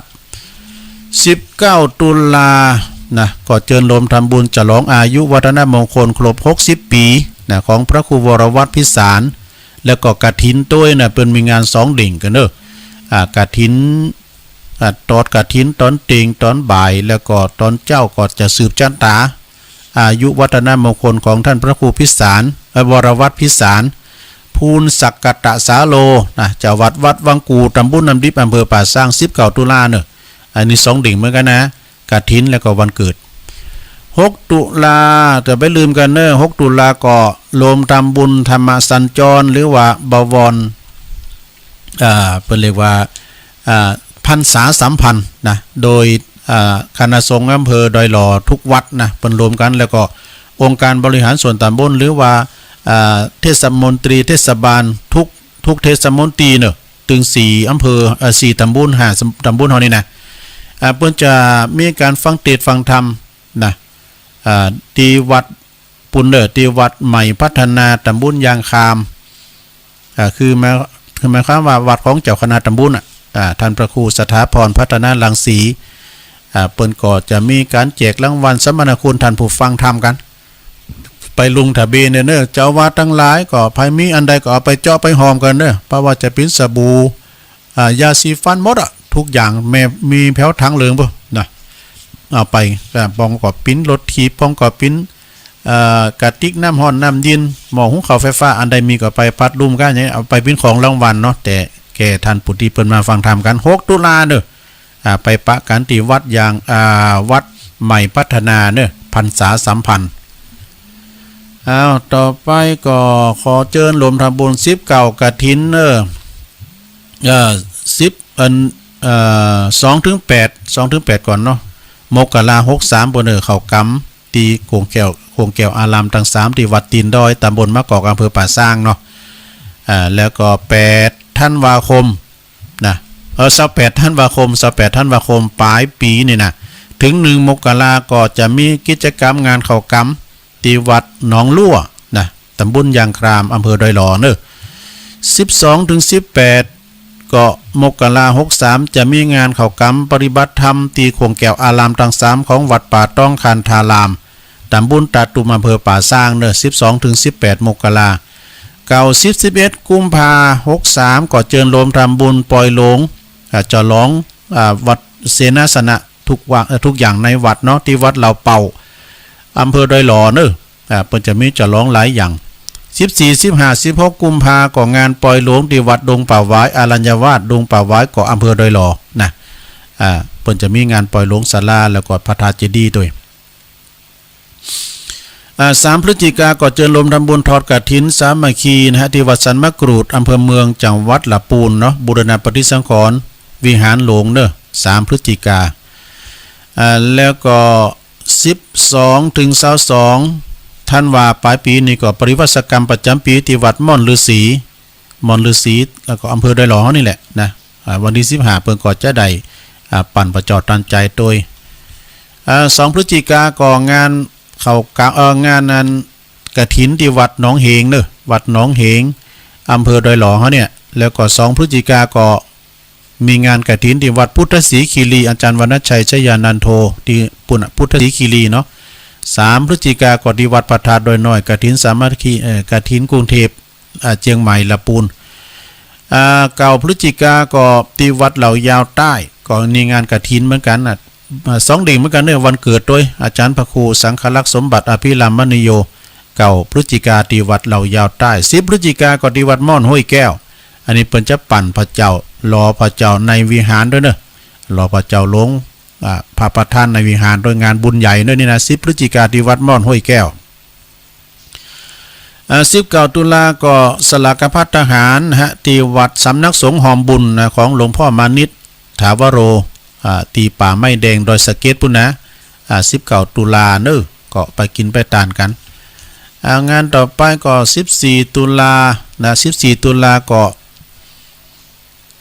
ออกพรรษาแล้ว1วันก็ที่วัดพระธาตุดอยน้อยเขาก็จะมีกิจกรรมจัดทุกปีเป็นงานประจำปีกันตักบาตรเทโวโลหะนะที่วัดพระธาตุดอยน้อยนี่เนอะพระสงฆ์องค์สามเณร108ตุนกันเนอะเจิญมากันหลายๆเนอะมากินมาตันมากันหลายๆที่วัดพระธาตุดอยน้อยนะแล้วก็มีถ้าได้ญาติโยมก็ไปแอวไปชมหรือว่าไปทัศนีไปทัศนศึกษาไปไหวไปสาขอบุญขอบุญขอโจกขอพรที่วัดดอยโมคคัลลานบ้านเชิงดอยนะเปิ้นมีพระนอนองค์ใหญ่สูง29วายาว59วามีพระพิฆเนศมีหลวงพ่อทันใจหลายอย่างนะฮะไปแสวงบุญหรือว่าไปลมไปขอลาภขอพรกันได้นะละศรัทธาญาติโยมข่าวสารงานบุญวันนี้ก็ป้อมมีลายสักเท่าใดวันนี้ก็ขออนุโมทนาเนาะครับสายทานนำจิตนำใจศรัทธาปอออกทั้งหลายที่เปิ้นได้ฟังรายการกันไปในวันพุกนี้ก็เป็นวันพระวันศีลญาติโยมตุลุงก็จะมาแถมวันหนึ่งเจ้าวันพุกนี้ก็จะเป็นเจ้าสุดท้ายตุลุงวันเสาร์เนาะพุกนี้จะเอาทำเมืองมาตีดเนี่ยสาธาโวโดลานี่นะวันนั้นก็ตั้งปลาแก้วเพื่อก็ใครฟังป่าไข่แก้วนะก็ใครฟังแต่ก็เปิดตาลเขาตีดไปแล้วเนาะสำหรับทำวิสุทธิยาก็ค่อยซ้อหาปลาแก้วเจริญปนวันนี้ไปหน่อยแต่ว่ากีฬากรวันคืนนะจ๊ะเนาะท่านผู้ฟังทั้งหลายนะเจ้าท่านผู้ฟังดูก็นับลมหายใจก็เจ้าว่าวันหนึ่งเราหายใจต่อมีนะเจ้าเนาะใจหน่อยนี่นับไว้นะเจ้าหายใจ1 นาที4 ครั้งนะเจ้าเนาะถ้า1 ชั่วโมง840 ครั้ง1 วัน2160 ครั้ง1 เดือน 6,400,000 ครั้งนะเจ้าถ้า1 ปีแล้วมันจะได้อันนี้ก็7 ล้าน7 แสน1 2 3 7 ล้าน2 7,50,600 ครั้งเจ้าแล้วเฮาวางไว้ในเจ้าบนนี้นักลมให้ใจวันละตื่นต้องตื่นแล้วจะนอนแล้วจะนอนเฮานักก็ได้นะเจ้าอย่างก้อนเฮาว่าวางไว้10 ล้านนะเจ้าสมัยที่ตอนที่อายุ60นะเจ้าก็น้อยสิคูณด้วยว่าหายใจก็อยู่445 ล้าน4,600,000 ครั้งยายจะวางไหนยายใจหนักนะเจ้าเนาะประมาณถึงล้านนะเจ้าก็จะอั้นนะเจ้าทุกคนนะเจ้าที่ว่ายังมีชีวิตอยู่เอาใจเวลาให้มันมีประโยชน์นะเจ้านับลมหายใจนะเจ้าตามพุทธวจนะเป็นจะบอกว่าอั้นนะเจ้าเจ้ากำยกวันละกำนะเจ้าวันนี้กำว่าเหตุการณ์บัดล็อกตอกเต็บนะเจ้าภาษาไทยแปลว่าทำงานจุกจิกเจ้าไว้ซาเจ้าเจริญปอนสายต่อไปเจริญปอนโอ้ลุงหลานวะครับเฮโลเอาน้องเบลหมดโต๊ะครับเลิกจะเอิ้นไปละโอ้กะตอนนี้ที่ในเมืองตกได้ตี3 ปลายแล้วครับเจ้าก็ตกตี 3ไปนะกะตกประมาณตี 3 ปลายน้อยๆแต่ที่เป็นเมืองใกล้จากสวดมนต์ตกหนักขนาดไหนครับหนักขนาดให้กำลังใจโต๊ะลุงขอบคุณโต๊ะลุงไปเลยเอาขอบคุณน้องเบี้ยวนักร้องเนาะเก่งใหม่เจริญปอนฝนตกผมได้ไปห้องเพลงนี้ก้าเจริญปอนไม่จ้าครับโอ้มาแล้วมาครูบาวัดดอยแดนเอ้าว่าไปเลยถึงบ้านพูดดีเป็นศีรษะมีคนรักมักถอยอร่อยจิตถึงผู้ชั่วตัวตายทำลายมิตรจะได้ผิดหรือถูกเพราะพูดจาจะรักศีลวัน1 ถึง 100 หนถ้าเป็นคนมายาได้สาไถทั้งนินทาด่าเก่งไม่เกรงใครคนนั้นไซก็ไร้ศีลสิ้นดีเอ่ยวันนี้2 บทด้วยกันนะกราบขอบคุณในเมตตาอาจารย์ท่านพระครูเนที่เปิ้นได้เอาคำกลอนมาเนาะไหวสาครับสุสาธุครับอันนี้ชัดเจนดีนะชัดเจนดีเนาะโอ้ดีละฟุตโตก่อดีละไหวสาไหวสานะครับครับวันที่3 พฤศจิกายนเนี่ยก็จะมีกฐินเนาะที่วัดดอยแดนเจริญปอนฮัลโหลเดี๋ยวกันเด้อฮัลโหลติดแล้วเจ้าไม่ผ่านเจ้าโยมอยู่ตั้งใดโยมอยู่หัวลินเจ้าโหลินเนาะเจ้าอยู่หัวลินเจ้าฟังทุกวันนะเจ้าโหลินนี่สันปัดตองกันเนาะอยู่สันปัดตองนะเจ้าสปตฟังถึงวันเนาะเจ้าดีแกไม่สายนะเจ้าเจริญปอนสาธุบุญรักษาเอาขอมาเลย0899556506เจริญปอนกราบนมัสการท่านพระคุณเจ้าอันนี้ก็หลวงพ่อมานิดมาแล้วหลวงพี่ทุกพี่เนาะทุกพี่ย้องเลยเนาะกันเขาวัตถุกันเขาวัตถุอุ้ยเนี่ยมันกินขอมล้ำมาได้ฮะตุอุ้ยอันจะไปได้ฮับไปเดือแล้วกันหลวงพ่อมานิดตุลุงมานิดโอ้เรียกมาได้นี่สูงกว่าเนาะโอ้ได้กะโธ่ล้อมรอบอันราคาอาจจะเป็นบริวารที่มาเกิดให้เขาจะครับนั่นก็นะก็เขาจัดก่อนเนาะอาจจะได้คำมาเนาะคือเขาหมาวันนั้นก็แม่จะลูนเพิ่นก็เอาอาหารมาอันนี้คือน้องหมาเนี่ยตัวลุงเนี่ยอาหารเม็ดผมจะซื้อเปลี่ยนกันทุกอย่างคือโครงไก่นี่มันถูกประเภท5 กิโล 100ปอดหมูก็5 กิโล 100ทุกพี่เข้าคนกดตานก็เป็นกระสอบถ้าเลี้ยง2 เด้งอย่างสมมติเนาะท่านเจ้ากล่อมเดียวก็ได้1เข้าเลี้ยงพระเลี้ยงเนรแหมเนาะ โอ้ก็เท่าว่าจ้าหน้าจ้านี่ก็ถึงอยู่สุขสบายแล้วเนอะทุกพี่ได้ติดตัวเจ้าตัวนายฟังได้เมื่อศรัทธาได้ฟังโอ้โหทิพตาทิพมีหมดทุกอย่างสาธุขอบคุณบุปผาษาทุกปีเนอะ โอ้ขอบคุณหลายๆเนอะ จะไม่ลงโบโซแถมเนาะ หน้าการผู้ไปโบโซทำแล้วเนี่ย ถือว่าเรื่องนี้โอเลนเดินนานะภาษาคาธิกะเอาให้กะเอานี่ผมได้เป็นภาษาคาธิเศษเนาะหน้าการ องค์ปฏิโมกข์ปฏิญาณสาขาปราชิกสาขาธิเศษรู้เนาะ ครับวันพวกเนื้อวันสีเนื้อสถานญาติโยมหายตานว่าเข้านะตั้งใจนั้น น้องจ้อมจะมาหาเนี่ยจะมาหาเนี่ยก็จะมาหาลำรถเนาะแม่จ่องมาว่าทอมบุญเว้ยเพื่อนจะมาอู้เรื่องกินเรื่องตาเนี่ยก่อนหน้านี้มาหอมบุญมาหอมบุญนะกะปีนี้เนี่ยนะปฏิทุกปีนี้ด้วยนะเขาโทรมาแต่ว่าข้าวว่า9 โมงบ่ายจะมาเลยอ่ะตีแล้วอยู่ได้จะได้ใกล้ปัญญาบอกว่าโตสวดกะละนี้ถึงวันไงเนาะน่ะหยาดน้ำกะกะละนี้พี่ถ้าใกล้เดือนที่2เป็นเดือนมันต้องหอนได้นะหมาทั้งเจ้าแม่น่ะเดียวตอนเย็นผู้ก่อซ้ำฮ้อนกับผู้บ่ได้ปิดกันแล้ววันฮือถ้ามีเผาศพไก่เนี่ยหมกม่วนที่ขนาดม่วนอันไปแจ้งโลกเกินนะโครงสังขารตัวเก่าครับขอบคุณหลวงพี่นักๆเด้อสาธุอันนี้หลวงพ่อมานิถาวโรเนอปนอยู่สำนักสงฆ์หอมบุญนะเจริญปอนนมัสการขอบคุณเจ้าครับแม่อยู่ตั้งใดแม่เป็นทาพยาชมพูฮะแม่จันทาพยาชมพูโอ้แม่จันทาเนาะเจ้าโอ้ฟังเป็นวันเจ้าญาติคุณนี่เจ้านามสกุลญาติคุณเด้อย่างทำญาติคุณก็มีอยู่บ้านไหนแม่อยู่บ้านพญาชมพูแต่กันเนาะพญาชมพูมาสารพีอ่ะเนาะเจ้า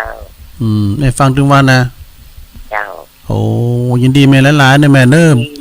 มีคติสอนใจนะดีแล้ว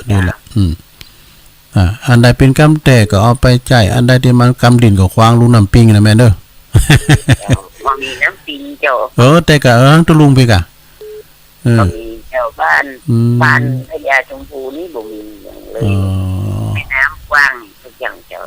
นี่ดีแล้วมันมีน้ำโถมหรอวังมัทฉาพญาชมพูเจ้าขอบคุณแม่จันทาเด้อแม่จันทาอายุต่อฮือเจ้าพอดีกะขอบคุณสาธุแม่จันทายาติคุณพญาชมพูสระปีเจริญปอนเจ้าสาเจ้าโยมอยู่ตั้งใดอยู่ตั้งกัดกล่อมเจ้าแม่บุญเจ้าแม่บุญกัดกล่อมตกอย่างละครับผมน่ะอย่างละนี่ตกอยู่ซีอยู่เนี่ยก็ถ้าแต่ออยอยู่น้อยๆนะอยู่ในห้องกระจกมันไม่ได้ยินเสียงถี่เนาะเจ้ามันทึบไปเนาะมันทึบแล้วก็แง้มกระจกให้หน่อยนึงก็มาตกนะก็ได้ยินบะเหมือนกันนะมันจะตกหลายกะเดี๋ยวถ้าซีกันเนาะเดี๋ยวถ้าบอกซีสวยๆมาเมยจ้างนี่กะเจ้าฟังอยู่เด้อโอ้ขอบคุณแม่บุญนักๆเด้อเจ้าสาธุแม่บุญกัดกล่อมเด้อเจริญปอน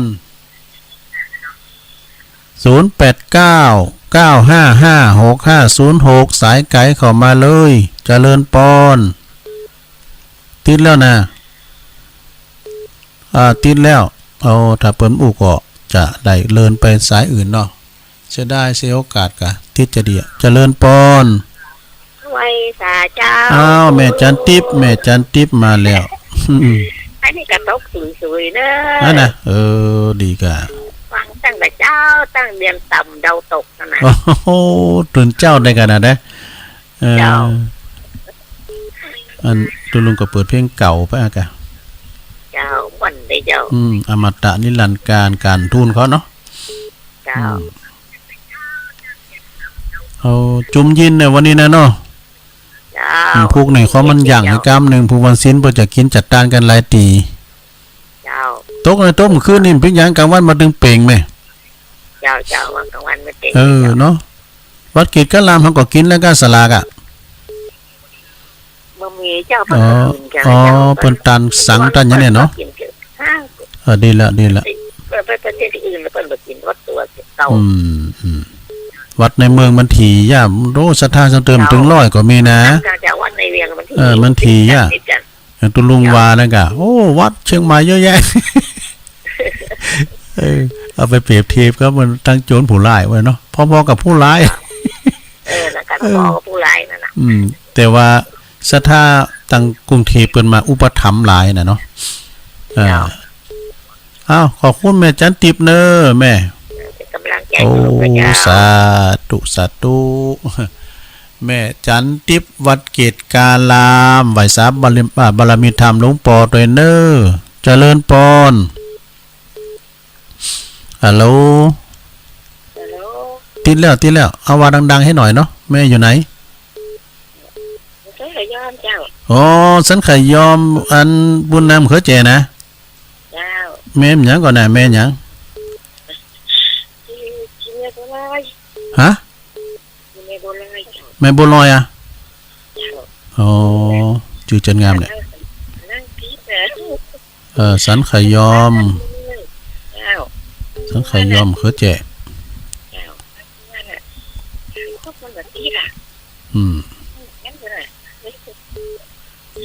เขอเจนี่มันเฮามาสากว่าลำดอกคุณยองเมืองไข่อูอันเมืองไข่อูสมัยอ่ะบ่เคยอันเนี้ยก็ลาปลาดกนี่นะเฮาเอาลาบหล่นน่ะมันคือจ่ามาตัดได้นะเหมาะมันคือแจ๋เนาะขอบคุณแม่บัวลอยหนักๆเด้อเจริญปอนน่ะแม่บัวลอยเปิ้นก็โทรมาหลังไม้เหมือนกันน่ะเจริญปอนโหลติดแล้วเจ้าแม่อยู่ไหนแม่อันทุกแม่มาลีคุณสอนเจ้าโอ้แม่มาลีโฮมเจ้าแม่มาลีคุณสอนเจ้าลองโทรขอติดเขาติดกะอยู่เจโฮมนะเจ้าบ้านทุกบ้านสมสุขเจโฮมเจ้าแม่มาลีคุณสอนเจ้าทั้งวันนะเจ้าโอ้ดีกะเจ้ากำลังพูดมาครั้งแรกเนาะเจ้าครั้งแรกอยู่ดีกะเจ้าขอบคุณแม่มาลีหนักๆเด้อเจ้าแม่มาลีคุณชรบ้านสมสุขเนาะแจโฮมเจ้าแจโฮมสาธุแจโฮมลำปางเนาะอ้าวเจริญปอนอ้าวตั้งได้ต้นเปาเจ้าโอ้แม่มาลีเหมือนกันกะต้นเปาอ่ะเจ้าแม่อาลีอาลีอันนี้อาลีเนาะแม่อาลีเจ้าต้นเปาสังกำแพงอ่ะเนาะเจ้าคนตกเจ้าจะตกอ่ะตัวตกเหมือนกันอ่ะไม่ตกอยู่เจ้าดีกะ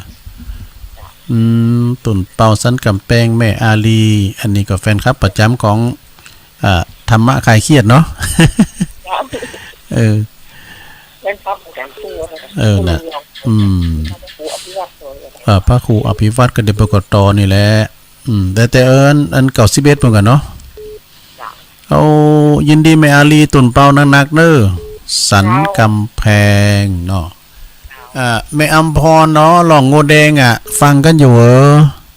ครับที่นี่เนี่ยห้องหานี่นะห้องจ้างกันเนาะเวลาเจริญปอนโยมอยู่ไหน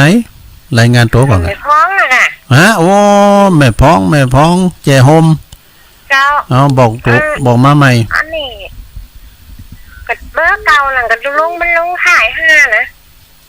082 082แล้วหยัง894เนาะเจ้ายังแฮม807แล้วยังแฮม75ถ้ามันติดนั่นให้แม่ยำบอกเดี๋ยวฟังเนอะเจ้า082เจ้ จ้า 894 เจ้า 8075เนาะ เจ้า แม่จะเงียมฟังเด้อเดี๋ยวจะบอกเงื่อมกรรมนะอันนี้แม่ฟองแก่โฮมบ้านปงบ้านปงดอนเนาะ เจ้าเจ้าเจ้า ดีแล้วเอาขอบคุณได้แม่จันฟองเด้อเดี๋ยวจะบอกให้เพิ่นกรรม ถ้าไม่ยำท่มที่นับบอกข้างบนเบอร์ไม่ยำบอกย้ายเดี๋ยวเนอะอากาเจ้าอ้อสายเจ้า เจริญปอนเจ้าถ้าเปิ้นโทรบัตรติดก็จะได้บอกทำกรรม เอาขอบคุณเด้อท่านเจ้าอธิการปรีชา วิชาสุจินโนเจ้าคณะตำบลมงน้อยวัดป่าตาลโอ้ยวัดป่าตาลเป็นงามแต่เจริญปอนดังกอยเนอะแม่อยู่ไหนอยู่บ้านลุงซักจ้ะบ้านซักบ้านลุงซักเมืองกวักโอ้เมืองกวักละปูนี่กันเนาะไม่ได้โทรมาสักเตือนนี่โทรมาครั้งแรกอะโทรมากับติ๊กนี่ดีกะเมืองกวักก็อย่างนั่งกวักแล้วกันเนาะเมืองกวักไอ้แม่จื้ออยู่น่ะสุวรรณจ้ะแม่สุวรรณนะโอ้แม่สุวรรณเนาะฟังถึงว่างจ้ะดีกะคุณยอมเหมือนกันดูเมืองกวักนี่ไก่กับน้องหลุมเหรอไก่จ้ะมันเคยแก่นี่แหละเมืองกวักนี่อยู่เคยแก่มั้งกะแม่ก็ฟังถึงวันได้ไหมเนอะฟังติ๊กก็มันจะได้ซื้อฟังเนาะฐานก่อนเดียวมันแล้วยินดีนะแม่สุวรรณเนอะอันนี้สายใหม่ขอบคุณเลยแม่สุวรรณเนอะฟังถึงวันโทรมาติดนี่นะเจริญปอนไว้สาธุป่ออันนี้ไปเรื่อยโลงวันนี้ยันเล่นไปตั้งเรื่องเขาเรื่องเกณฑ์นักไปหน่อยเนาะน่ากะอันนี้ว่าไปตามถ้ำเลยมันว่าไผเนอะนั่นเนาะ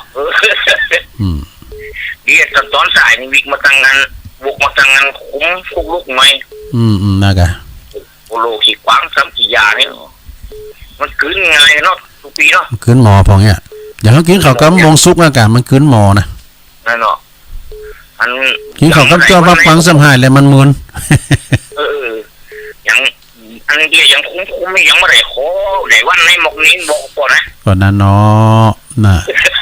น้ำใจนี่ใครเอาถึงวันก็อีกโอ้วันนั้นในของงานวันนี้ยังแควนก็รถเจ้าน้อยรถหลามกันเลยจับอากาศเวลาร้ายอยู่เดี๋ยวนี้นะนั่นเนาะจะเปิดก่อน5 นาทีกันเนาะตื้อเฮาวันกูตื้อให้หน่าให้ตาเนี่ย2 เจ้า 3 เจ้านี่ไม่อำพรน่ะหวยโมงก็ดากไปนี่ก็โดนเป็นแบบนี้สักวันนี่ได้มันเคยแจในไกด์กันหรือสังขยอมพี่นั้นมันเคยแจสังขยอมในไกด์กันหรือตัวไก่หัวน่ากะมันสร้างง่ายไว้กำเดียวเลยกันอันแล้วก็วันวัดอันนั้นเนาะไกด์กันหรือปันล้านปลาของแม่หิ้งมันนี่ก็ปลาเนี่ยก่อนนี่เป็นตุเจ้าตุลุงหันเปิ้นไปอยู่ปนโดบ้านพี่น้องตุลุงพุ่นน่ะเต็มมันฟังไม่อายพุ่นวัดนั้นห้องหาโลงพระครูกิติยานวิชัยนะพระครูกิติยานคุณยองเด้อปู่ตู้อู่นี่ปู่ตู้ฮักไม้ตัวบ่มเต้นแล้วเขาก็ว่าเฮาอู่ดีแล้วยังก้านไปนะเนี่ยเพราะว่าเนื้อฝ้ายังมีฝ้าวัดปลานี่ตุงนี่เขาเก๋ไว้นักเกณฑ์นะอันกะอยู่ไกลคุณโต๊ะไปนั้นกำลังหอยชิดซ้อนนั่นน่ะมาแต่เอาเฮ็ดออกแล้วกันนั่นเฮ็ดตาควายผมไม่ได้กินนะพี่แน่มันมีหอยยังอ่ะฮะเฮ็ดตาควายโอ้ตั้งปุ่นบนห้องเฮ็ดมงคงเฮ็ดนั่นนี่บ้านเฮาห้องเฮ็ดตาควายมันว่าเหมือนกันแด้อย่าเฮือนแม่อย่าเฮ็ดโซโล่แล้วก็อย่าแม่จันฟ้องเฮ็ดโซโล่ไอ้ว่าเฮ็ดเหลืองทำมงคงตะปูนเฮ็ดมงคงเฮ็ดตาควายเฮ็ดเฮ็ดตาควายแต่เฮ็ดไข่หานในคำภาษาเมืองได้ๆกะขอบคุณเด้อแม่น่ะลือโลงโอ้ปีอ้ายตายโหเฮามึนๆได้เปิ้นมาเอาเปิ้นอู่มึนได้หน่อยเจริญปอนแม่จ๋าเจ้าแม่อยู่ไหนอยู่สังกำแพงสังกำแพงสังกำแพงป้าอ่ะ เจ้าป้าโบเยงเจ้า อ๋อแม่แดงยังกะ มาใจเจ้าไม่โบขี่เจ้า โอ้แม่บัวขี้เหมือนกันน่ะ ปัญญาใจเจ้า แม่บัวขี้ เจ้ามาใกล้ๆบันดงเลยเจ้า อ๋อ ตีอันธรรมะสัญจรตีครูบ้านตุลุงวัดปากกลางเจริญ อ๋อเพิ่นไปเทศน์เพิ่นหรอกเพิ่นไปบรรยายเพิ่น เจ้า นะ เจ้า แม่ เวลารำไปความมูลนะเจ้า ไกลกับอันโบกก้างก่อสันกำแพงอ่ะ ปะไก่เจ้า โบกก้างนี่พี่น้องคุณยองเขาก็หลายนะเนาะ เจ้าใต้ปลาไผ่เนี่ยแถวปลาไผ่และบุกก้างเจ้า อ๋อป่าไผ่และโบกก้างเนาะแม่อยู่ที่ป่าเป้าไอ้เนาะ เจ้าป้าบวกเองนี่เจ้า โบกแยงเหมือนกันนะ เจ้า ดีกะ ใกล้จะบันดงนี่นะเจ้าเจ้า ขอบคุณแม่นางๆเด้อแม่เด้อ มาซื้อวันแต่มาโทรมามันข้างกงวันนี้เนาะ โทรแล้วเหรอจับประเดี๋ยวเนาะโทรติดแล้วเนาะพวกจะเตะทำเมืองสาธุพวกนี้สอทำเมืองมาเตะกันเนอะนะสาท่าโวน่ะถ้าเตะทำยองนะพวกนั้นละไม้เจริญปอน นมัสการเจ้า แม่สุภาลักษณ์ตะเจนมีฟันจังหวะเจ้าดีกะ เมื่อในใหญ่พระโดยจังวันเจ้าเจ้ามาไหน ตะเจนดีกับอันจุลงเจ้าอันนี้แหละมันมีแคทกันไปเนาะบันล้านมันเติบแดงบันที่บันอันนี้ก็ไปหิงมันฟักเกิดเก๋ยอมเนี่ยมันทิมันเทสกันไปมันเทสกันไปขนาดเนาะชุมชนนั้นเน่นไม่กันดื้อแต่บันหอยโมงแล้วไก่กับบันแม่พ่อน่ะหอยโมงก่อนเทสกันเนี่ยจ้ะบันล้านหมดนี่นะเทสกันไปเนี่ยจ้ะสังขยอมเขือแจ่เนาะเจ้าคือหื้นนั่นจ้ะเขือหื้นนอเขือแจ่วัดเขือแจ่น่ะตั้งเงินที่อาจารย์ไปเตะนั่นน่ะเนาะเขือแจ่นี่ก่อนพรหมโย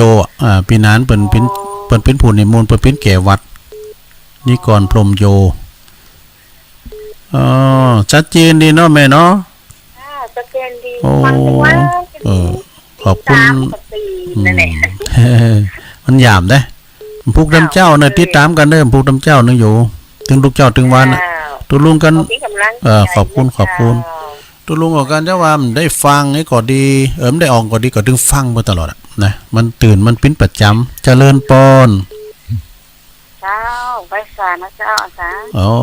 อันนี้ก็ห้อยโทกแมลิเจ้าเมลิโทกนะเจ้าเจ้าฟังอาจารย์บรรยายอันนี้กับตามได้ฟังน้อยเดียวนะเจ้าได้ยินพ่อนั่งน้องฟังอันได้ยินเปิดสายแล้วกันดูสีหูไฟลูกว่าเป็นยังรับไปตัวฟังไปตัวมันทำกล่อมรับหรอทีนี้อาจารย์บอกมีกุฏิกุการแท้แท้น้อยน่ะกะมีการมีงานดอกข่าวสันนั้นบุญพองอ่ะกะนั่นแหละนี่ตัวชัยนี่วันที่2เนาะวันที่2อาจารย์วรรณชัยนะวันที่2พฤศจิกาน้องเฮงกับวันที่2พฤศจิกานะตั้งหวยโทกมีอย่างก็ฝากประกาศมาได้เด้อหวยโทกก็ปากตั้งก็ถ้ามีก็มีแบบน่าจะเรื่องเพิ่นเกิดมา3ปียินดีเนอะแมลิเนอะสาธุตัวแทนพี่น้องตั้งหวยละหวยโทกเนอะนี่นะพี่นั้นแกะก็โทรมาวังกาพี่นั้นแกะเจริญปอนไปช้าเจ้าไม่อำไพบ่เจ้าบันขวางเจ้าวันนี้ตื่นตอนที่ว่าอันวัดก็เอาเราให้ก็นานก็อันว่านั้นว่าไปอันนี้เนาะวันนี้มาตื่นเจ้าเพราะว่าผมนึกเอาหมดเลยทุกวัดก็เอาเราก็กินศีลก็เอาศีลก็ถือบาปก็ทำบุญก็เยอะนั่นแหละว่าแบบนี้แล้วจริงวะเลยเอาไปเอาเกให้ในนั้นเนอะมองปวดหายปวดดีเนี่ยก็วันนี้สมบรรยากาศนี่ฝนอ้อยฝนกระตุกแม่บ้านกระตุก บรรยากาศมันเป้งนะเราเดี๋ยวเนี่ยสักวันจะต้มคนเดียวนี่วะ นั้นก็ได้แล้วมันมักล่ำแต่ลูกแต่พองเหรียญพองนั่นนะแม่เนาะ จ้า โอ้คนนึกว่าแม่อำไพมันโทรมาไอ้ก้าวันกูเตือนเพิ่นโทรมาก่อนงานกันเนาะก่อนเข้ารายการรับผักสายตาเปลี่ยนหยังพักสายตากับเพิ่นไปขอตามาใหม่เอ้าได้เปลี่ยนตาใหม่แล้วเน้อแจ้งเรื่องเปลี่ยนเรื่องกับนิสัยหู้คิมก็ได้นะกับนี่นะอ้าวสาธุเด้อแม่อำไพเด้อโอ้อันนี้ตัวแทนพี่น้องบ้านขวางเด้อน้องน้ำนะเจริญปอนติดแล้วฮะโอ้อันนี้ปอเสียวเฮาแล้วเนี่ยปอเสียวชายเหล็กกันทาพี่น้องนำดิบน้อยนะเนาะ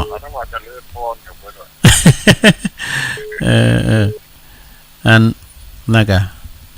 อันตัวฝุ่นตกแล้วนะครับ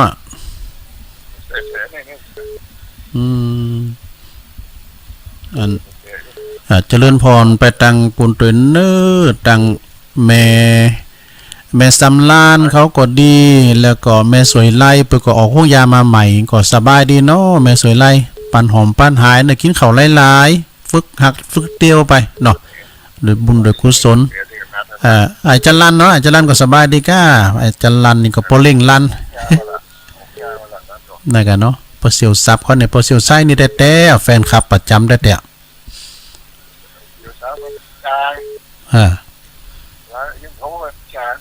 นั่นไงโทรมาพร้อมกันเนาะโทรมาพร้อมก่อนเนาะได้ดูวันนั้นเปิดมาแอวหาด้วยพอเสียวซับนะมาถึงแหลมช่างว่าอยู่ไหวก็ไหวนะมาจับมือว่าโอ้ตู้สบายดีครับตู้พอเสียวซับนะคือทอเลี้ยงควายด้วยกันได้ตู้ได้อ่ะผมไปว่าอันเก่าอันมันแล้วไปเลยเปิ้นมากับเหนือกับอันป่าวันมาแอวหากะ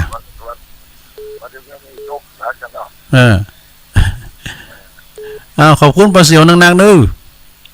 โอ้สาธุอันนี้ปอเสียวไส้อันนี้ปอเสียวเฮาโล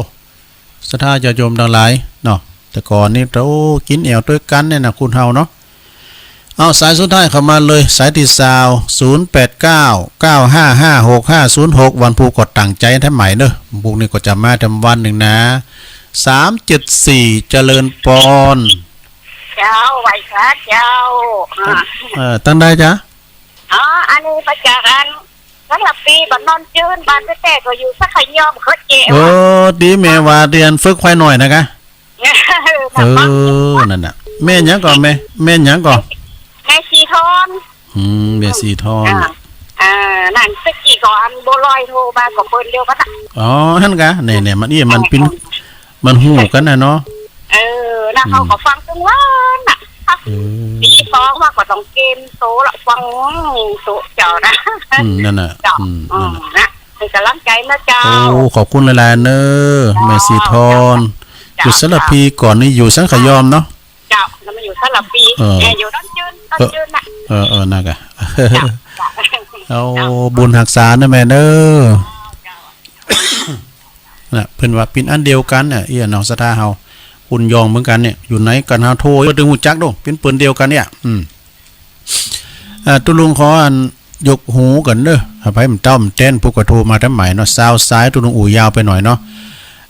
มีโทนสายกันเนอป่าน้อยกาดนัดนี่อันนี้ก็บ้านดอนโลงบ้านบ่อลุ่มก็คือบ้านดอนบ้านบ่อนก็คือดงเย็นน้องเบลนักร้องแล้วก็ตุลุงสุทัศน์เนอวัดดอยแดน3พฤศจิกาของงานกฐินวัดดอยแดนหัวรินสันปะตองฟังตึงวันตุลุงมานิษฐาวโรสำนักสงฆ์หอมบุญป่าไม้แดงดอยสะเก็ดแม่จันทรายาติคุณจากพญาชมพูสระปีบุญแม่บุญกัดกล่อมเนอก็โทรมาหือกำลังใจแม่จันติบวัดเกตการลามแม่บัวลอยสันขยอมขะเขือแจ่นะแม่บัวลอยนี่เป็นปืนเดียวกันเนี่ยครับแม่สีทอนน่ะแล้วก็แม่มาลีกุลชรเจโฮมลำปางพวกนะบ้านสมสุขบ้านส้มสุขนะฟังตึงวันเนี่ยเปิดมาเป็นสายแหลกหรือว่าเปิดมาเป็นข้างแหลกเนาะแม่อาลีตนเป้าสันกำแพงอันนี้ก็ ก็เปิ้นเป็นแฟนคลับประจำแล้วก็มีแม่จันฟ้องแจ่โฮม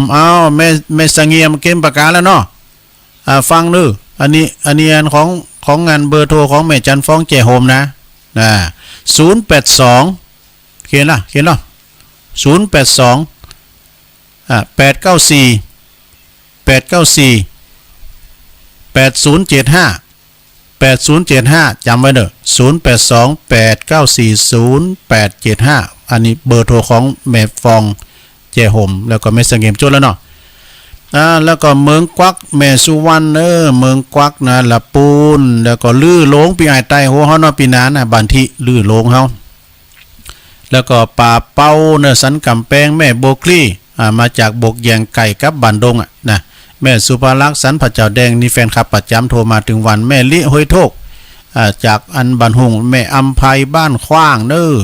แล้วก็ปอเสียวชัยเหล็กกันทาปีอ้ายใต้โหปอเสียวเฮาแม่ซีทอนสรพีเดิมอยู่บันที่อันนี้เป็นเบอร์สุดท้ายก็ขอขอบคุณกูเสงกูสายวันผู้ก่อก้อยปะกันใหม่เนาะตุลุงก็นำรายการจากราชธาเดี๋ยวจะเป็น1เข่าก่อนแฮมกินแฮมหวาก่อนเนาะ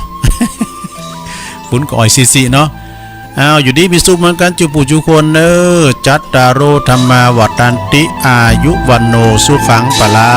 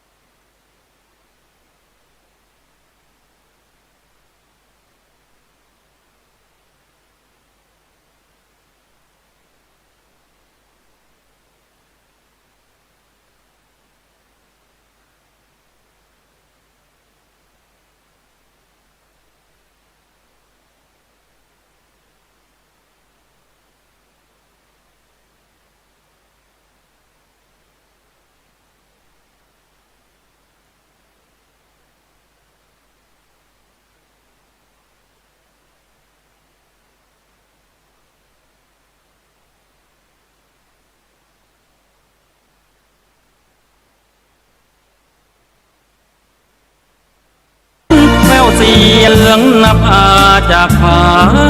เย็นเยือก